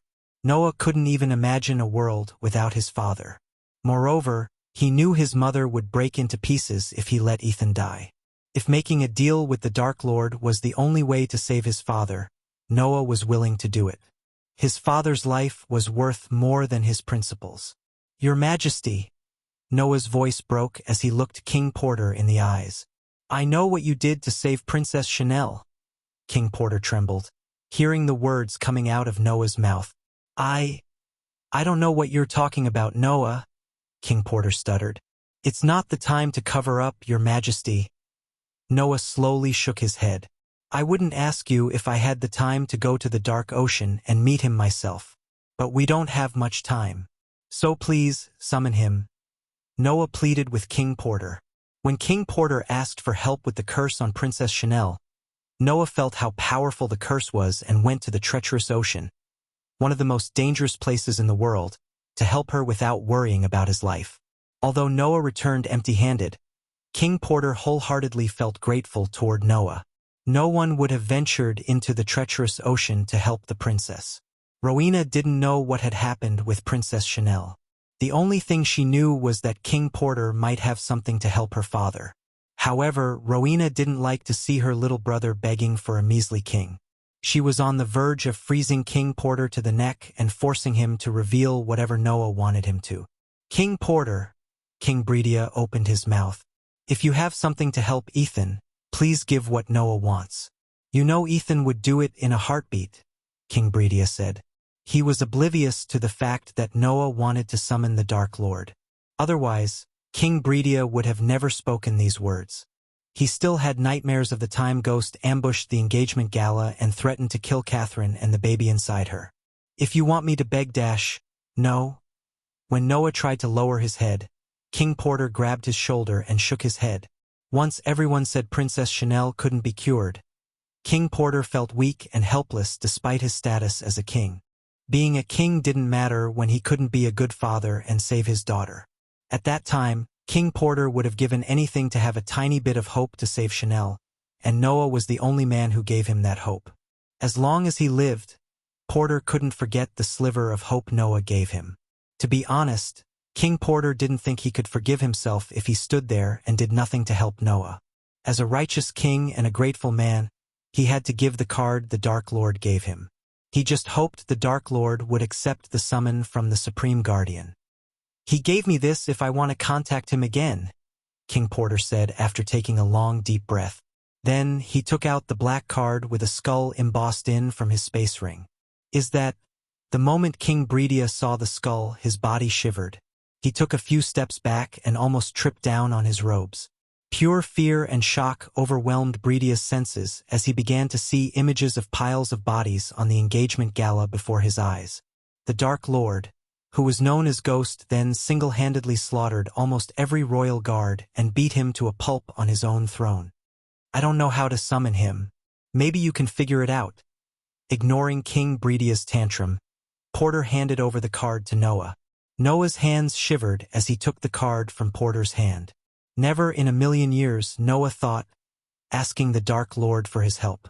But he didn't have a choice, as the Dark Lord may be the only person who could lift the curse and save his father. Noah! The entire hall trembled as Bai Ning's shout swept across the area. The old woman dashed at Noah in a blink of an eye and snatched the card from his hand. How dare you think of summoning that evil creature? Bai Ning's blood boiled, thinking Noah was trying to summon the Dark Lord in front of her and the Holy Maiden. Ethan's life meant nothing compared to striking a deal with the Dark Lord. The mere thought of Noah considering asking the Dark Lord's help made Bai Ning's anger explode like a raging volcano. She wanted to strike down Noah and King Porter for colluding with the Dark Lord where they were standing. But first, Bai Ning wanted to destroy the card left behind by the Dark Lord. No! Sabrina shouted as Bai Ning clenched her fist to crush the card to pieces. Just as Bai Ning was about to crush the black card, a wave of bone-chilling frost blasted Bai Ning onto the wall behind her. The old woman collided with the wall and coughed up blood. Before her body could hit the ground, a stream of ice shot out of Rowena's blades and froze the old woman up to her neck. Noah quickly raised his hand as the card on the ground flew back into his hand. Holy Maiden! Bai Ning could neither raise her voice nor a finger against Rowena. In a blink of an eye, Rowena disappeared from Ethan's side and appeared before Bai Ning. You cannot let this happen, Bai Ning stuttered. If you breathe a word about any of this. Rowena's voice was cold and sharp as a dagger that pierced into Bai Ning's heart. I will freeze your body to the core and toss you into the deepest pits of hell.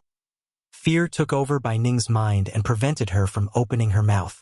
The murderous intent she saw in Rowena's eyes was not a joke. Bai Ning's immortal stage cultivation wouldn't save her from the Holy Maiden's wrath. At the end of the day, Diana was not the only one with an ancient god's blood. After Bai Ning heard Rowena's threat, she closed her mouth. Summon him, Diana said to Noah, who held the card in his hand. Noah, stop! King Bredia rushed to Noah's side. Don't do this, Noah. You are the Supreme Guardian. What would the world think if they knew you asked for the Dark Lord's help? What would your teacher say? Will he approve of this? King Bredia fired questions, one after another. The Dark Lord was the last person he wanted under the same roof as his daughter and grandson. What if the Dark Lord decided to kill them all? What if he wanted to take his grandson away? What if he hadn't forgotten what he did and decided to seek revenge? So many questions wreaked havoc inside Bredia's mind. I don't care about anything. If seeking his help will save father's life, that's what I would do, Noah said, slowly shaking his head. When Bredia tried to stop Noah, Rowena just turned her cold gaze toward him as he felt a cold chill running down his spine. Bredia took a step back in utter fear and stood in the corner, watching Noah summon the Dark Lord helplessly. Holding the card in his hand, Noah took a deep breath. He looked around the black card to figure out the way to contact the Dark Lord until he felt a strange tingling in his hand. He felt like the card was asking for a sliver of arch-energy, and that's what exactly Noah did. He slowly injected the card with arch-energy. For a moment, the card remained dormant, and then it trembled. Black smoke slowly rose from the skull as the card floated above Noah's hand. Everyone turned their gazes at the card floating in midair. The black smoke permeating from the card slowly formed a mirror before them. As they were looking into the mirror, a man with wings sticking out of his back appeared. His eyes glowed like rubies. The man was dressed like a butler, with his hair neatly combed to the side and wearing black gloves. When he saw Noah, a strange smile formed on his handsome face instead of shock. "Supreme Guardian Noah, what a pleasant surprise. It's my pleasure to meet you at last." The butler's voice sounded crisp and clear as he lowered his head, but his bow indicated amusement instead of respect. Even though Noah didn't see the man in person, he could feel the overwhelming power radiating from him. According to Noah's spies, the Dark Lord had a personal butler. They described him as the butler with demon wings.